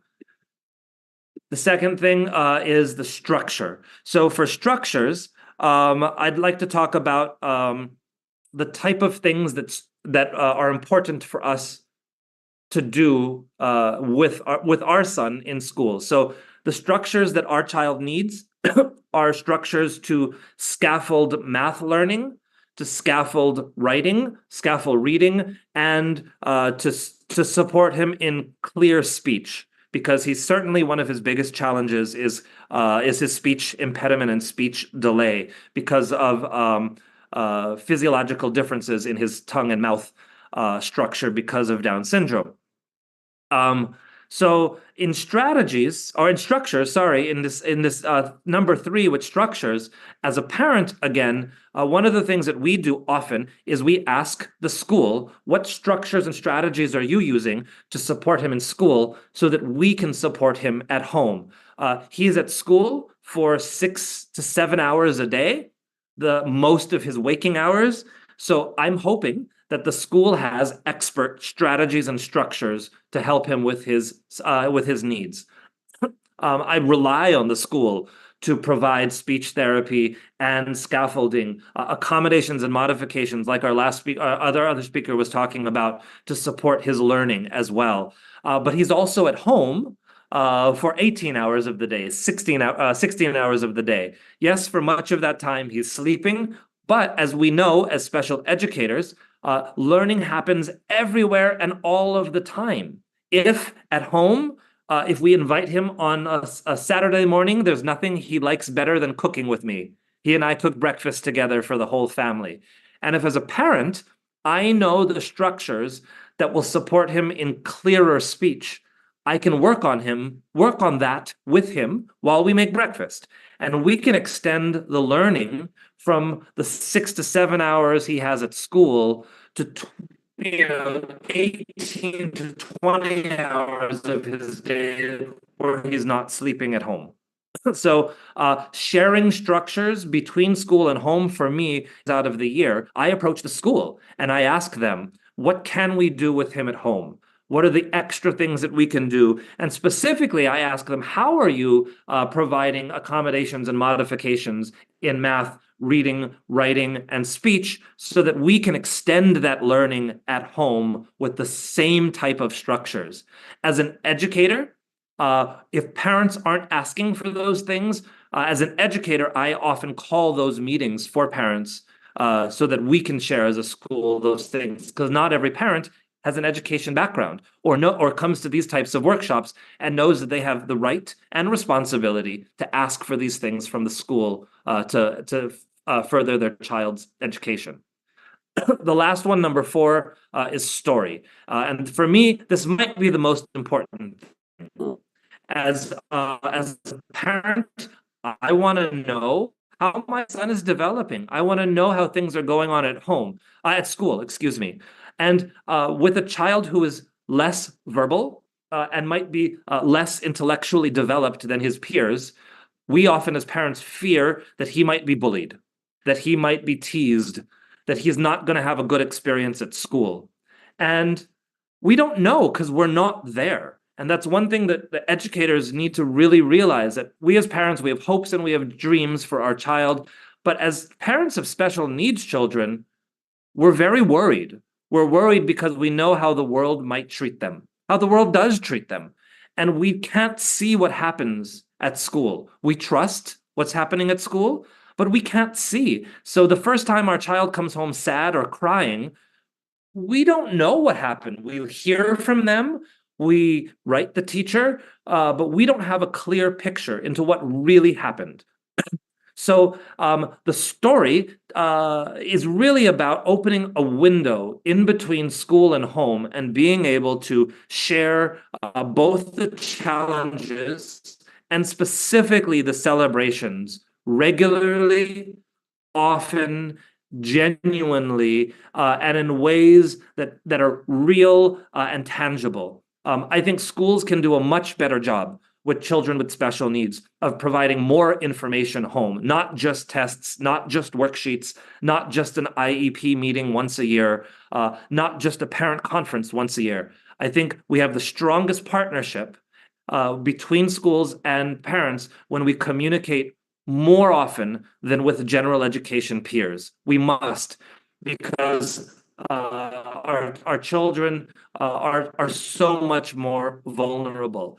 As a parent, I want to see more videos and pictures and celebrations. I want him to bring more work home. And in days that he might come home sad, I want the school and the teacher to reach out before my son comes home to tell us what might have happened. Or if they don't have time, certainly when I write and say, hey, my son came home sad today, what happened? I don't want a defensive answer where they're justifying what happened and making excuses. I want honestly to know what happened and how we're going to make it better.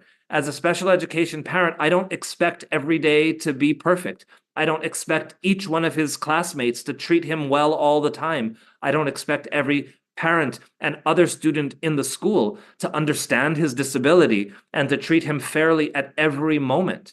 But I do expect that when something negative happens to him at school, that the school address it and let us know as parents so we can be partners at home to support him. The story for me is the most important and connects step 1 and step 2 of this process. We need to start by changing the metaphor, making sure our students, our children are the main actors of their education. We need to make sure that we're clear between parents and school of why our why and the outcomes of education. We need to share between parents and schools the structures that we're using to move our children forward in education. And we need to honestly and genuinely share stories of success and also share when we haven't had success, the challenges, and how we're going to fix those challenges. If we do these 4 steps well, if this form, if this template is on our desk at all times and we're paying attention to all 4 of these things as educators and as parents, I think we'll do really well by our students. In the book, The Landscape Model of Learning, we share lots of different structures and strategies for what we call cultural and cognitive inclusion. The book was not written specifically for special education, but is written very much for inclusion, both culturally and for cognitive differences in all of our classrooms, specifically in general education settings where we might have special education kids. I'll stop there and let our next speakers move on. Thank you, Dr. Kapono, for sharing the beautiful journey as a parent. It's incredible and touching story of your child with Down syndrome. Your openness and courage have tremendous touched our hearts and enrich our understanding on the changing of metaphor. If you don't mind telling us, what is your son's name, Doctor? Oh, thank you. His name is Falu. Faru. Falu, yeah. Inshallah. Hope to see him one day in our next program or even. His full name is Muhammadu Falilu Mbake. He's named after the Prophet. So, Mashallah. lovely child. Such a beautiful name. Do tell him we at SEAMEO SEN say hi, and we hope to see him one day. Definitely. Yeah, mashallah. It's amazing to have dedicated father, doctor, because previously we always have the mothers who join us. Oh, yes. Here, I'm going to turn off my virtual background for 1 second because I think that putting faces to names is actually really important to that story. So there he is, right there. Hello. He's a good boy. He's an excellent older brother. He takes very good care of his little sister, and he's actually an excellent younger brother as well, and takes very good care of his older brother and his parents. He's a brilliant boy that has a high emotional intelligence. We can see that from his smile, beaming smile. Let us give a round of applause to Dr. Kapono in the chat box.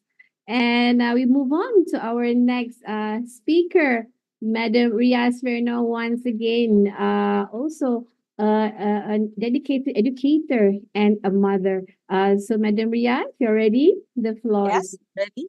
Thank you for the second part of my talk. Still, let's talk about the different guidelines in effective collaboration. Okay, so effective collaboration between parents or families at the school is essential for ensuring that accommodations meet the unique needs of students with disabilities. So, like what I've mentioned in my first part, while we implement collaboration, we also boost first empowerment and involvement because through accommodations, we involve parents in their child's education, we empower them to advocate for their child's needs and rights. We also boost the positive impact of family life because successful accommodations contribute to a more positive family dynamic, reducing stress related to the child's education. And lastly, we also boost and, of course, support understanding because accommodations, through collaboration, we do enhance the family's understanding of their child's needs, of their child's situation, and we do encourage collaborative efforts with, of course, the teachers. Okay, for so again, why collaboration is crucial. Of course, we do have shared knowledge. Parents possess those valuable insights. From my own experience, the teachers of my son, they really appreciate it whenever I provide a valuable insights when it comes to my son's strengths, challenges, and individual needs. So collaborating with the teachers allows them for the exchange of information and a comprehensive understanding of the learner's requirements. Aside from the shared knowledge, we also collaboration. We also do collaboration because of its holistic approach. Collaboration enables a holistic approach to accommodation implementation as parents and as teachers combine their expertise and perspectives to develop effective strategies that would address the students' needs in various settings. And lastly, why collaboration is crucial between parents and teachers, it's because collaborative efforts ensure consistency.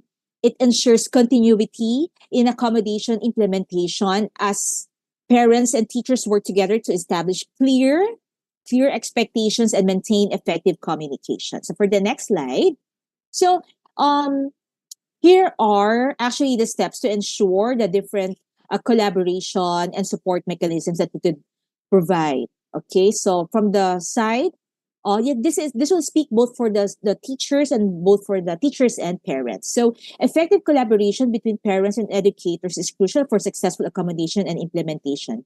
So here are the steps to ensure collaboration and support between parents or family and the student school. So step one, establish open communication channels. Of course, how do we do it? We should initiate communication or contact. We reach out to the parents. Again, we really do appreciate that. Early in the academic year, please introduce yourself and please express openness to us parents that you really would want to have this, to establish this communication. And then preferred communication mode in terms of inquiring about preferred communication methods, email, phone calls, meetings to ensure that our interaction would be effective and comfortable. Of course, step two, how do we share information and insights? Sharing is student insights. So providing information about the progress of the student, about the strengths and areas that needing support. So let us encourage the parents to share insights from home. Parental input is really important because we can actively seek parental input regarding the student's needs and learning preferences and any concerns, okay, strategies that work at home. Okay, so step three will be the collaborative planning, of course. How? So we can co-create accommodation plans. How do we do that? We can collaborate to develop and fine-tune. We can fine-tune the accommodation plans, individualized plans, incorporating strategies, not just those from school, but also home-based. Regular review meetings. We can schedule periodic meetings in person or it could be in virtual to review and adjust accommodation plans based on the feedback and the progress of the student. Consistency in support and strategies. Okay, how do we do this? We ensure consistency in strategies between home and school to support the student because we maintain a shared understanding of accommodation. We also provide shared resources. We can share resources or materials that work effectively at home, and also encourage parents to communicate successful strategies. Parental involvement. We can encourage parents to participate in school activities like what our speakers have mentioned and have shared to you, the different activities, workshops or parent-teacher association meetings to foster a sense of belonging and involvement. The students' well-being as well. You can prioritize discussions on the students' well-being, interest, and holistic development during meetings or interactions. So I think it's just fine to grab an opportunity to communicate with the parents from time to time, as long as it doesn't disrupt the job of the teachers in or during his or her classroom teaching. We can also provide regular feedback and updates. So, providing regular updates on the students' progresses, achievements, and any changes in accommodation plans. Is there a need to adjust the accommodation plan for the child or not? Okay, are the accommodations being effective or not? So, what about feedback loop? We can encourage parents to share observations or feedback from home regarding the effectiveness of accommodations, mutual respect and understanding. Respectful, the communication must always be respectful. Okay, so that's the number one rule. Maintain respectful, empathetic, and non-judgmental communication, because we do acknowledge each other's perspectives and concerns. Let us understand and be empathetic. We can foster an environment of understanding and empathy because we do recognize the shared goal of supporting the students' learning journey. Okay, so by following these steps and fostering a collaborative partnership, I guess parents, families, and educators can really work together to ensure that accommodations are effectively implemented. So for the next slide, okay, so I have here some success stories. Okay, so accommodations. Okay, for this, let me just read this for you. So the first case scenario is for our student, Sarah. Sarah, a student with dyslexia, struggled with reading comprehension. So through the accommodation of providing audio versions of text, she not only improved her comprehension but also exhibited a notable increase in her reading speed. So this led to a remarkable boost in her grades across subjects. Okay, so what was the result of the accommodations that which we provided? First, it's successful and it has improved the academic performance of Sarah, right? So also the case study of Ismael. Well, in the case of Ismael, he was diagnosed with ADHD, often faced challenges focusing during lessons. So with the accommodations of preferential sitting and the use of fidget tools, his engagement in class significantly increased. So he actively participated in his discussions and showed a marked improvement in his attentiveness. So again, is it a success story? Yes, it is successful because we or the teacher was able to help Ismael enhance his engagement and participation in the class. So what about the case scenario involving Aiden? Sorry, it should be Aiden. Aiden, diagnosed with processing disorder, struggled with math. So by modifying assignments and allowing extra time for tests, he exhibited significant progresses. So his customized learning plan not only improved his understanding but also boosted his confidence in math. So was it a successful story in the part of Aiden? Yes, because the teacher was able to provide accommodation that has helped build the confidence and self-esteem of Aiden. What about the fourth case scenario of Michael? Michael, a student with sensory sensitivities, often had meltdowns in noisy environments. So by offering a noise cancelling headphones as an accommodation, his anxiety reduced, so leading to a fewer behavioral incidents and increased focus on academic tasks. So, was it a successful story, the case of Michael? Yes, because the teacher was able to provide accommodations that has helped the behavioral improvement of Michael. What about I think I've interchanged the name of Aiden and Jasmine. Sorry for that.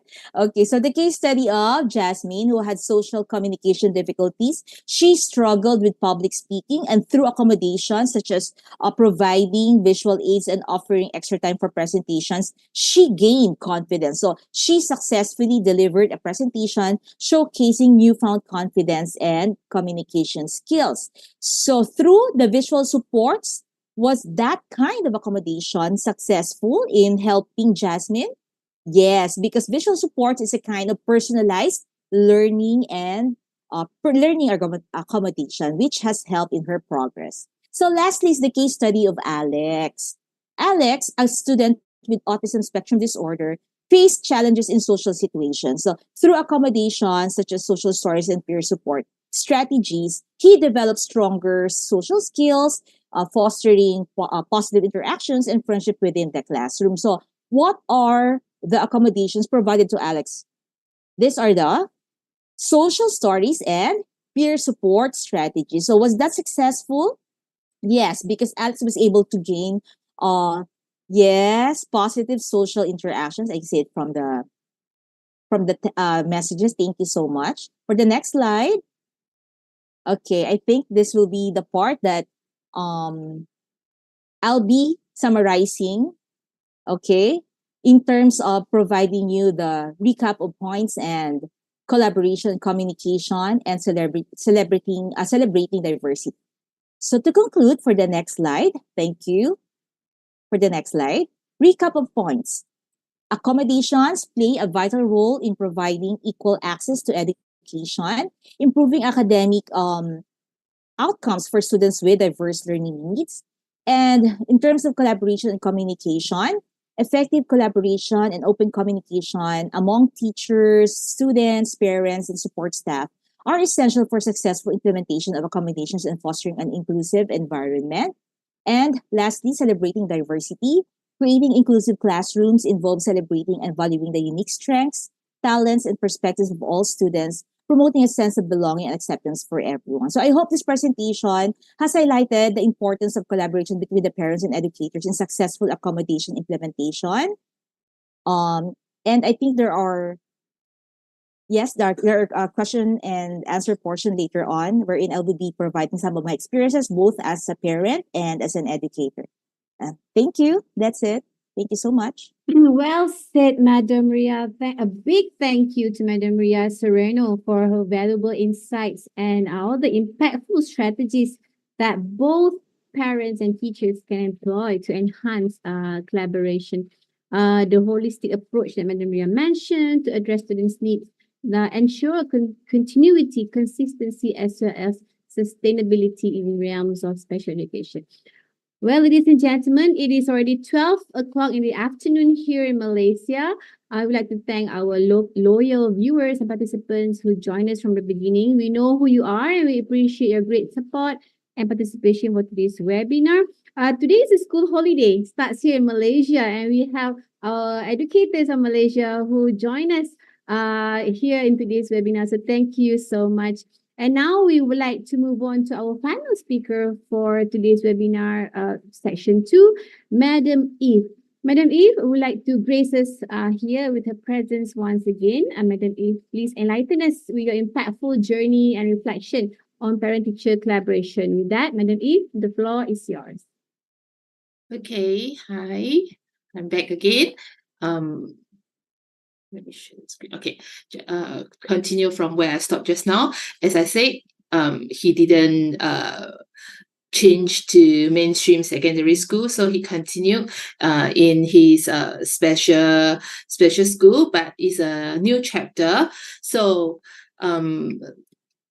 started to the following years, then he started to get involved in a totally new stuff, which is all the technology stuff. So he started to use with iPad, and first started with iPad. Then after a year, then they moved him to MacBook.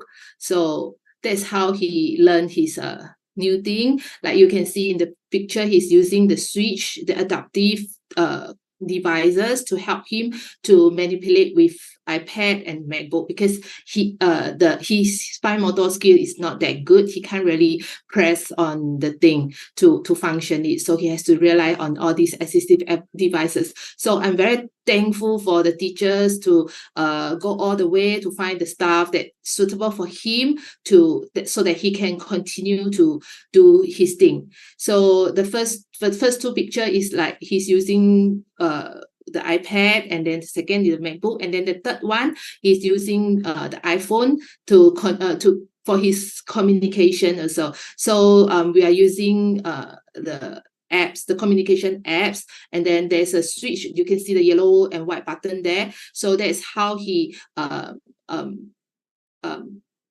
function with the iPad, the phone, so that he can communicate, he can send message, he can like how we do with our phone, he can use as per normal also.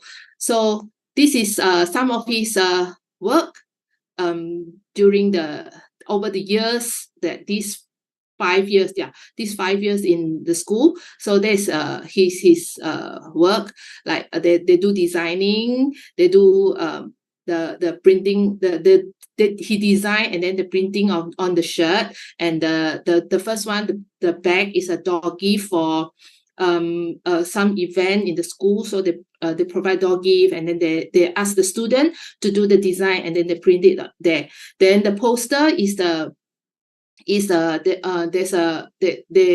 school work with the bus company, so that they're like printing something to so-called is a bus caring program. So they like publish it, then they ask the student to do some design. Then 3 students in his class do all this designing, and then they put it up in the poster, and even print it, do it on the bus. So these are all some of his work piece done over the years.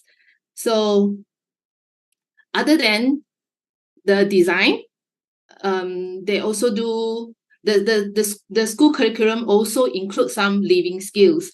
That's one of the reasons I want him to continue in special school, because in the past 6 years he has some basic knowledge of education, in academic. So I think kids like them, they need to learn how to be independent also. So I think he need to pick up some living skills in order to be independent in future. So the school taught them some skills like housekeeping, or preparing the meal, like this, preparing the meal during the school curriculum time. And then like once every week, the school will bring them out. They call it community mobility walk. So like teacher will let the class choose like where they want to go. Sometimes they go shopping mall, sometimes they just go neighborhood to zoom around, or they go supermarket. So teacher will let them choose where they want to go, and then they will after they choose already, then the teacher will ask them to use Google Map to find out how they should go there, the route to go there. So sometimes they will take public transport there also. Like the one you see at the most right hand side, actually that's the message the teacher sent to me. They actually went to a mall nearby the school. So she told me that he used the map to go to the mall, but by himself. And then he arrived earlier than the rest, because some they might need teacher's guidance. So he is more independent, so he can go there by himself. So when he reached there, he go and explore the shop, the mall directory, to see like where to go, which place is more wheelchair friendly or something like that. Yeah. So I felt that teacher like really did their part to help us to train them to be more independent. So sometimes they will have outing also. They will have outing like to to have a class bonding. And some during the festive season, or like Children's Day or Chinese New Year celebration, they will have they'll have activities in school for them to celebrate. Like this is a Children's Day, so the some sponsor really like bring in these things for them to play, because I think some children that really have difficulties to go out to the mall to enjoy all this, so they're kind enough to bring this into school for them to enjoy. Yeah. Okay, then this is about independency, which Aloysius, you can see they're using the robot arm to do the feeding. This is also proposed by the school to let him try. So you can see the red button there. He's using the button to control the robot arm to do the feeding for him. So during the school holiday, the school actually allowed us to rent it from them and then to bring home to let him continue to use it at home. And the other picture, like you can see, he's wearing something on his wrist. That's actually the student card and also the bus card. So like if he take bus, he needs to pay the bus fare. So he needs to take that card to pay the bus the fare. So actually usually the year-end school holiday, the teacher will arrange a home visit, like to let us to discuss with parents, like what they want, what we want them to, like how the teacher can help us, like, or what is do we have any things in mind that we want to do. So I remember last year's school holiday, last December, when the teacher did the house visit, then I told them, like, we want to train his independency, especially in feeding and in mobility. So I thought, like, maybe he can try to travel to school and come back home on his own. It's not very far from our house to the school, but it need if I drive, it's within 15 minutes. But if he take bus, there is a direct bus from here to school also. So that's why I thought, like, maybe can let the teacher to train. Let them to help us, like we work together to train him. So we mentioned about it. So then they came up to a plan. So they arranged the job coach. They call it job coach. It's actually a teacher in the school. They arrange like a travel plan with him. So initially it's like once a week, teacher will come to our house, and every morning, not every morning, in the morning, come to our house once a week, like to accompany him together to the school, and to initially will help him a bit, then slowly, like, observe him from far to see how he travel on his own, and also from school back to home. So other than once a week, the teacher accompany him, me and or my husband, we will also like travel with him together. So we try to train him the route, like how to walk from home to bus stop, and also like where to alight, something like that. Yeah. So after like a month training, so like I still remember he started in early January. So end of January, he managed to travel on his own, leave home, then taking the bus to school.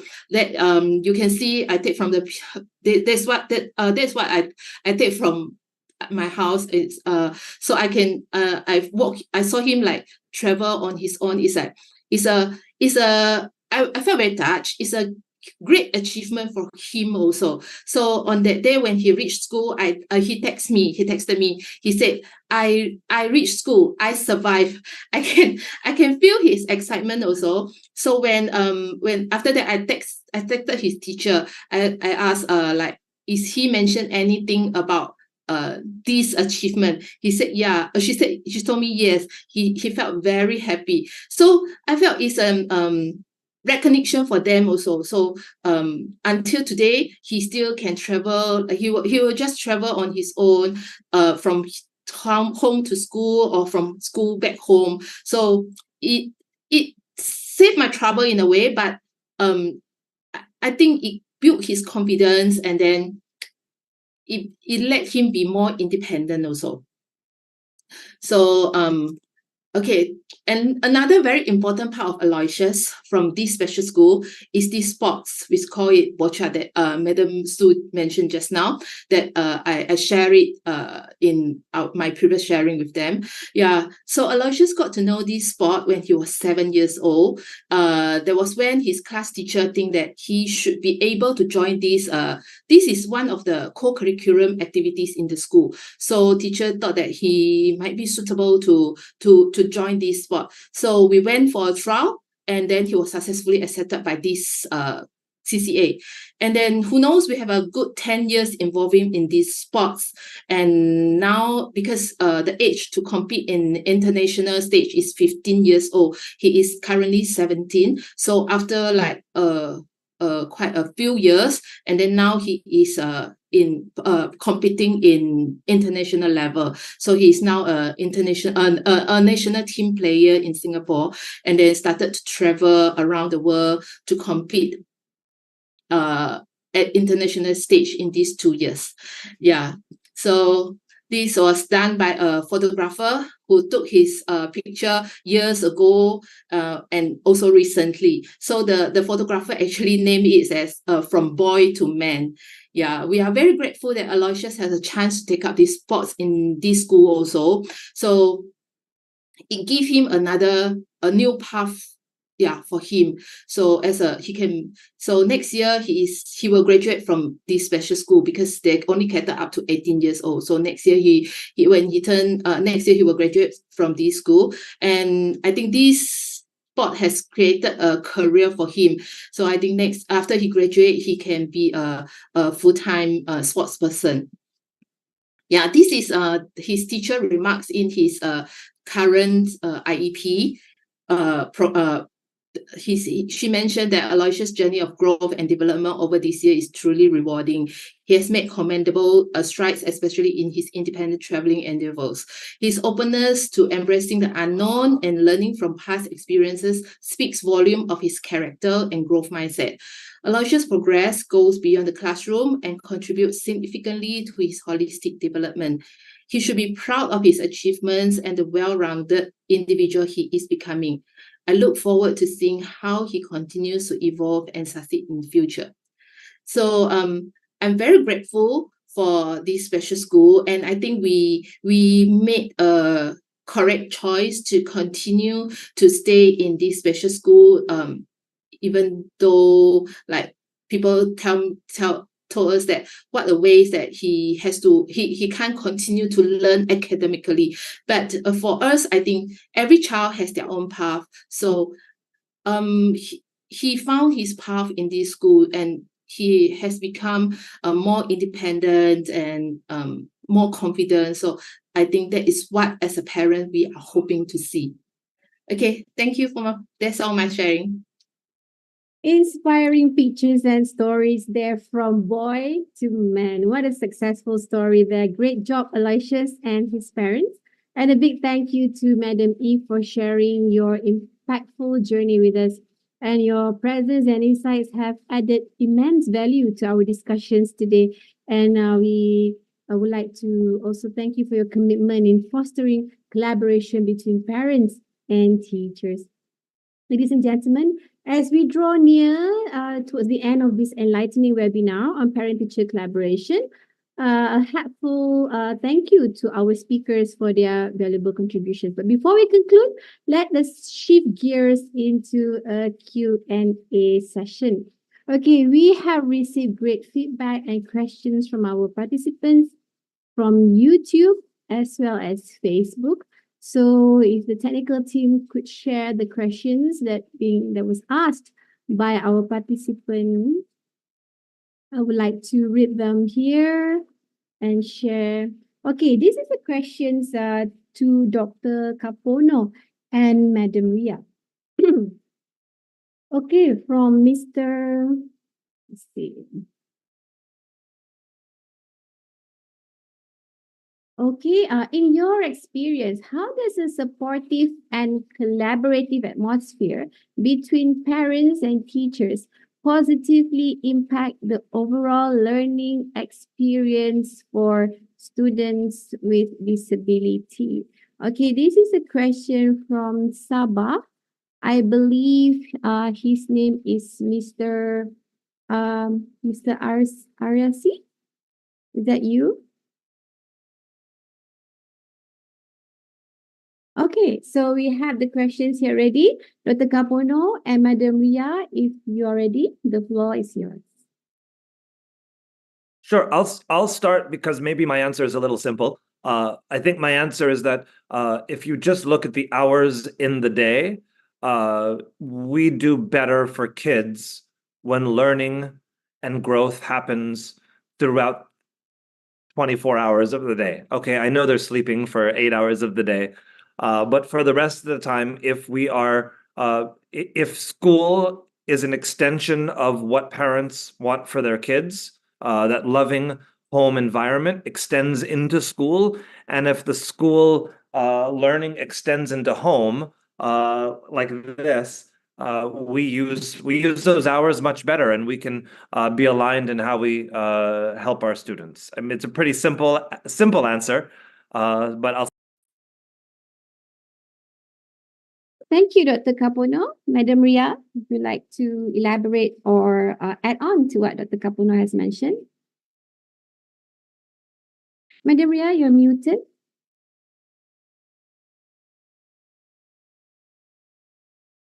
Okay, if our technical team would kindly turn on Madam Ria's microphone. Sorry about that. It's okay. Am I good? Yes, you're good to go. Okay, thank you. Again, that's really a wonderful question. And from my experience as both a parent and a teacher, I think a supportive and collaborative atmosphere between parents and teachers, it really plays a pivotal role in positively impacting the overall learning experience for learners with disabilities. Firstly, it fosters a holistic understanding of the child's needs. And as a parent, I can bring insights into what are the strengths, what are the challenges and preferences of my child outside the classroom. And this will enrich the teacher's perspective, the teacher's understanding of what really would work for what really would work best for my child. So this collaboration ensures consistency when it comes to support strategies as both home and school environments align their approaches. So, for instance, when my child would receive a similar accommodations and support, both at home and in the classroom, it reinforces the effectiveness of these strategies and helps my child adapt more seamlessly. So, in the classroom, as a teacher, in my other role, I've witnessed how this collaboration leads to a tailored, effective accommodations. Working with parents, really, my experience working with parents, it has allowed me to fine tune the support strategies based on the comprehensive understanding of the child, which significantly impacts their engagement, their participation, and overall learning outcomes. Actually, a while ago, if you will allow me, Madam Sohaila, those success stories, can I share that part only? Yeah, The sure. success story. Thank you. Okay. So Mhm. this yes, this one, the reason why I really made sure that this will be shared to all our teachers and parents who are with us right now, the sharing of success stories of teachers like me before who have effectively implemented accommodations contributes to the culture of continuous improvement. This would help us inspire our fellow educators and encourage the adoption of inclusive practices. As when it comes to inspiration and motivation, this kind of success stories of these six learners inspiring other teachers by showcasing practical examples of how accommodations can be implemented effectively. So, and I hope that this would also boost more advocacy for inclusive education because sharing success stories helps advocate for inclusive education. It showcases the tangible benefits of accommodations, reinforcing the importance of catering to diverse learners' needs in the classroom. That's it. Great input there, Madam Ria.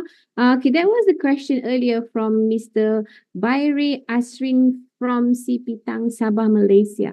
Okay, our next question. Okay, this is open to any speakers who would like to answer the question. Okay, the next one is from Mr. Asman Hanapi. Okay, we have one more question from Mr. Asman Hanafi. Here it says, what is your opinion? What is your opinion as a teacher to handle with parents that cannot accept their disabled child, especially learning disability problem? Yeah, I suppose this is a good question for Madam Ain. Okay. Hello, Mr. Asman Hanapi. Okay, I would like to respond. Okay, what is your opinion as a teacher to handle with parents that cannot accept their disabled child, okay, especially learning disability problems?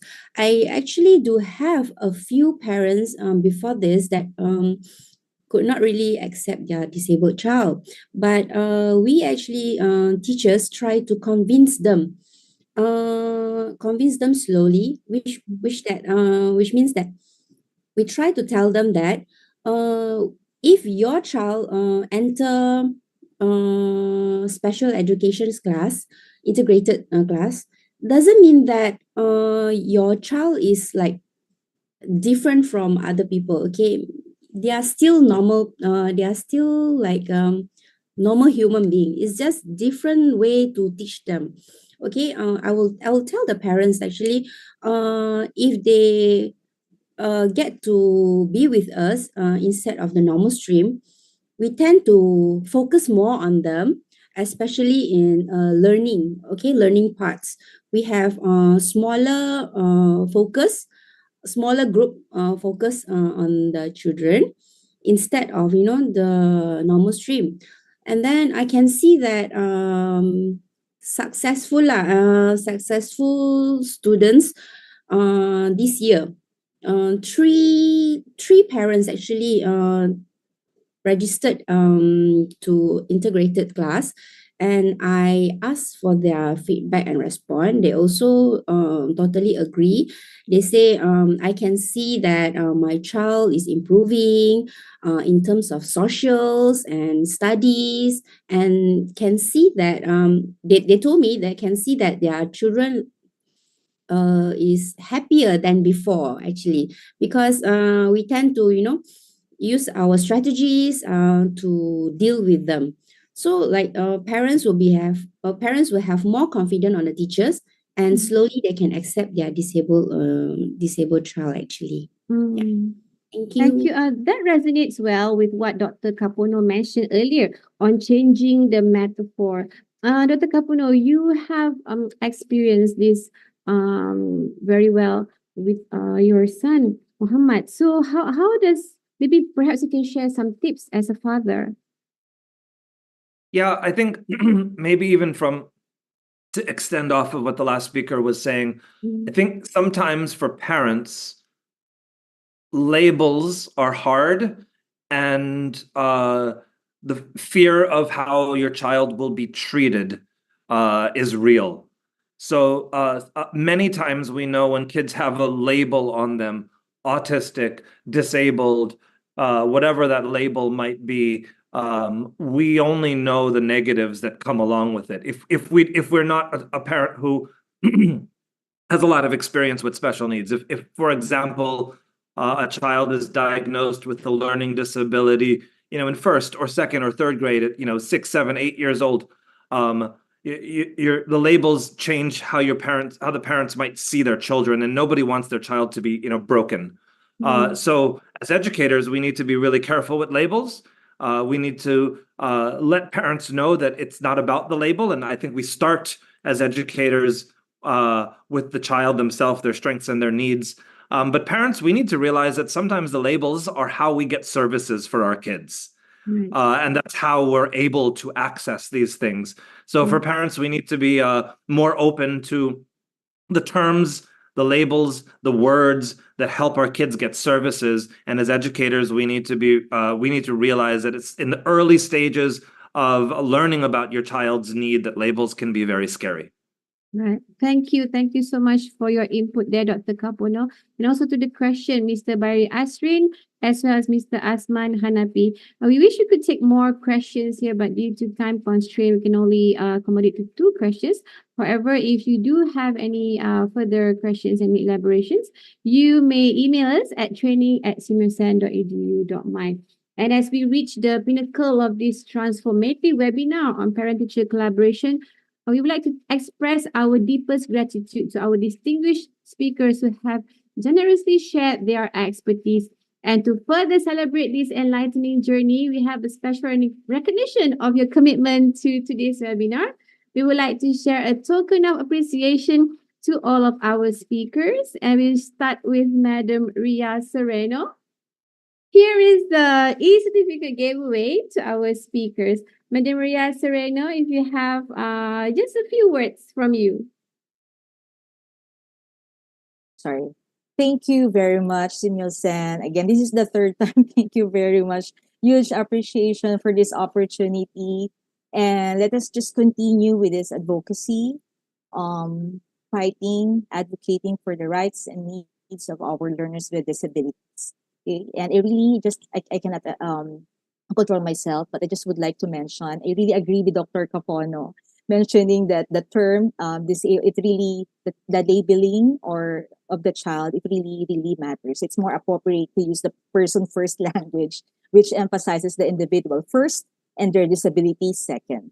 That's more and more important. Thank you again very much. Thank you, Madam Ria. Okay, next, Dr. Kapono Siotius right now in Italy, joining us all the way there. Dr. Kapono, a few words from you, please. It's been a privilege to be here with my 3 other distinguished speakers. I learned a lot from listening to them. So I feel like I've grown today, and I'm really grateful for all the participants that have spent this time with us. To dedicate this much time helps all of us as educators and as a parent of a special needs kid. I will say that I even more appreciate the time that you've all put into this. Thank you. Thank you so much, Dr. Kapono. Next, Madam Ain. Madam Ain? Yeah, hi. Okay. I would like to express my sincere gratitude for the kind invitation from SEAMEO Sen on this parent-teacher collaboration. It is truly an honor to have the opportunity to share my insights and contribute to such a meaningful gathering. I also appreciate the recognition of my expertise, and I'm very excited about the prospect of engaging with the audience. Thank you. Okay, I look forward to the event and opportunity to connect with the audience. Thank you once again for considering me as a speaker. I'm enthusiastic about contributing to the success of this event. Thank you so much, Madam Ain. And last, definitely not least, Madam Eve. Hi, thank you. Thank you for inviting me to share again. And I would like to encourage all the parents with disabilities, like never give up. And it takes a village to raise a kid. So work with the school, work with teachers. So together we can help our kids to have a better future. Thank you so much. Well said there, Madam Eve. And of course, to our sign language interpreter, Miss Tan Libby. Thank you so much, Miss Tan.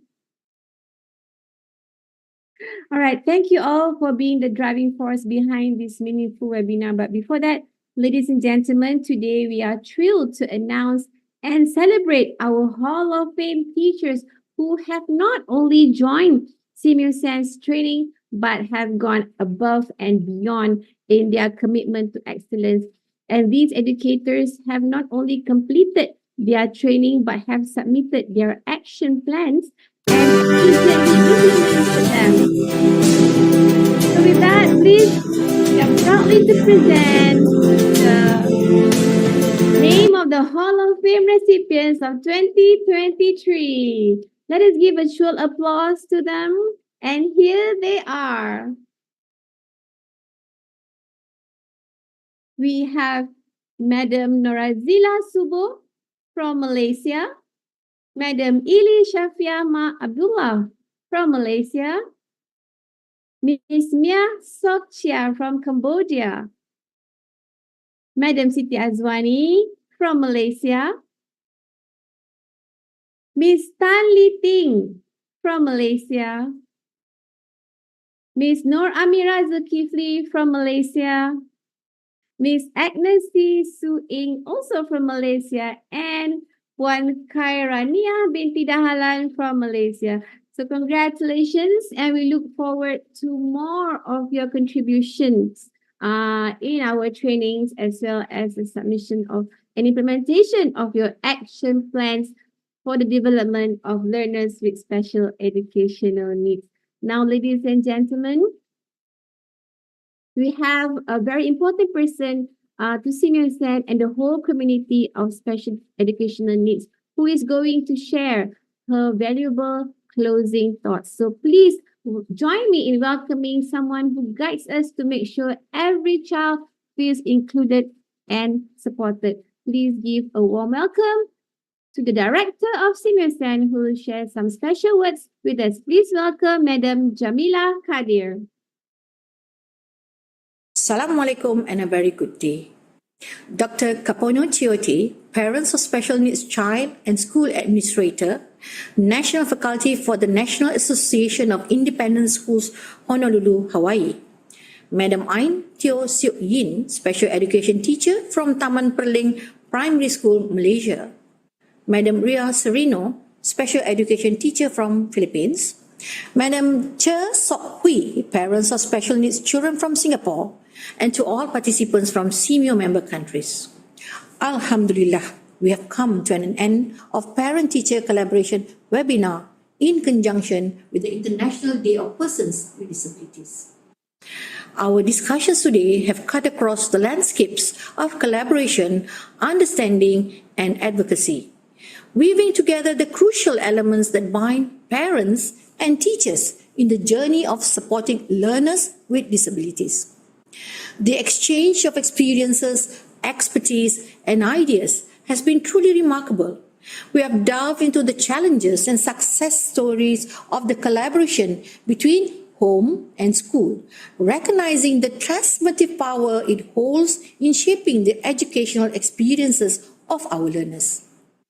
Ladies and gentlemen, on this International Day of Persons with Disabilities, we have not only acknowledged the importance of inclusivity, but have actively contributed to the ongoing dialogue about creating environments that celebrate the uniqueness and potential within every learner.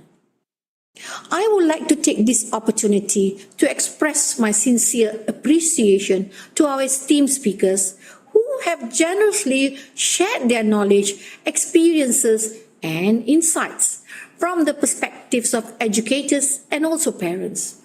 Your insights have undoubtedly enriched our understanding and fueled our commitment to fostering inclusivity for all learners. To all participants from SEAMEO member countries, thank you for your active engagement and thoughtful contributions.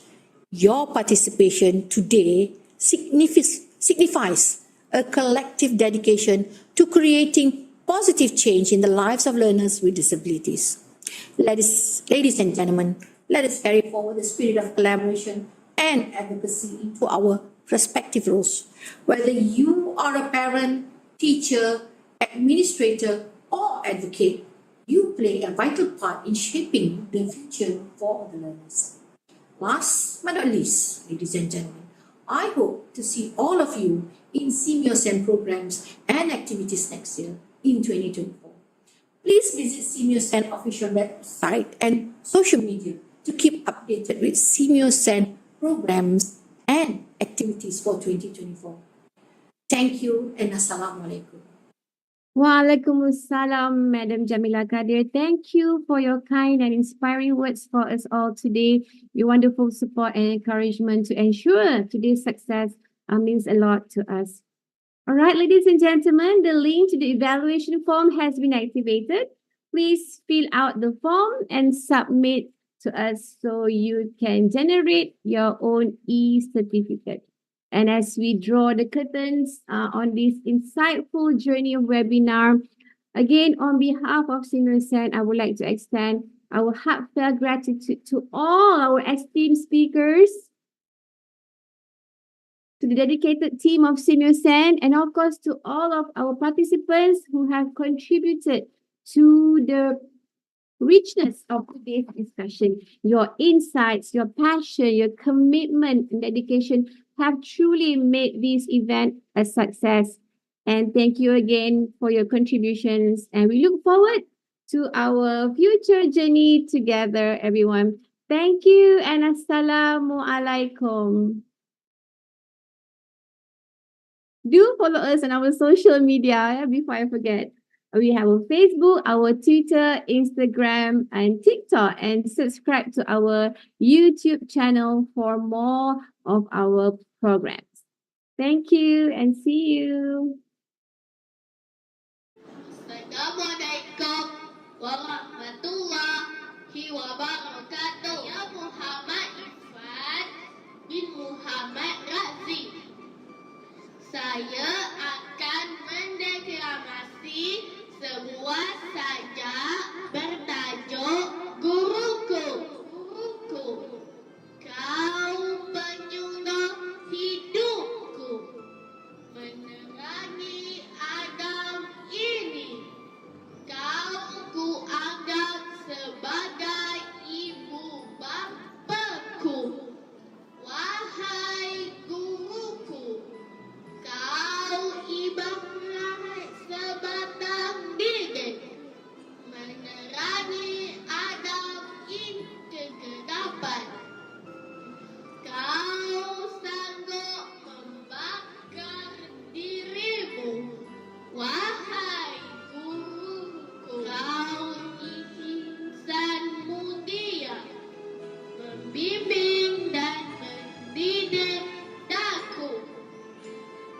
Kaulah insan yang ku sanjungi, guruku, segala bakti akan ku balas dengan kejayaanku.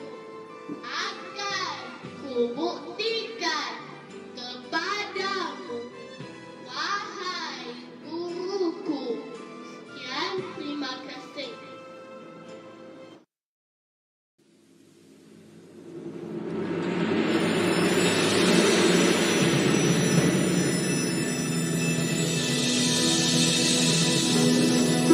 It's time to open our eyes to a bright and promising future. We'll rise to the call of the times and create a stronger tomorrow. Let's start to make a difference, teaching everyone to learn through science, health, and technology. We will share our expertise by promoting knowledge and policies. We can build a better world. Let us take a stand for our visions alone, making future plans for the people to grow in a life filled with happiness and green. Here at SEAMEO, building the future is our legacy.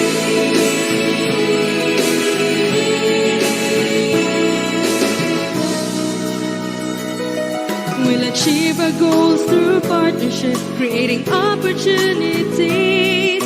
By working hand in hand, we can accomplish all our dreams. For a better quality of life is now within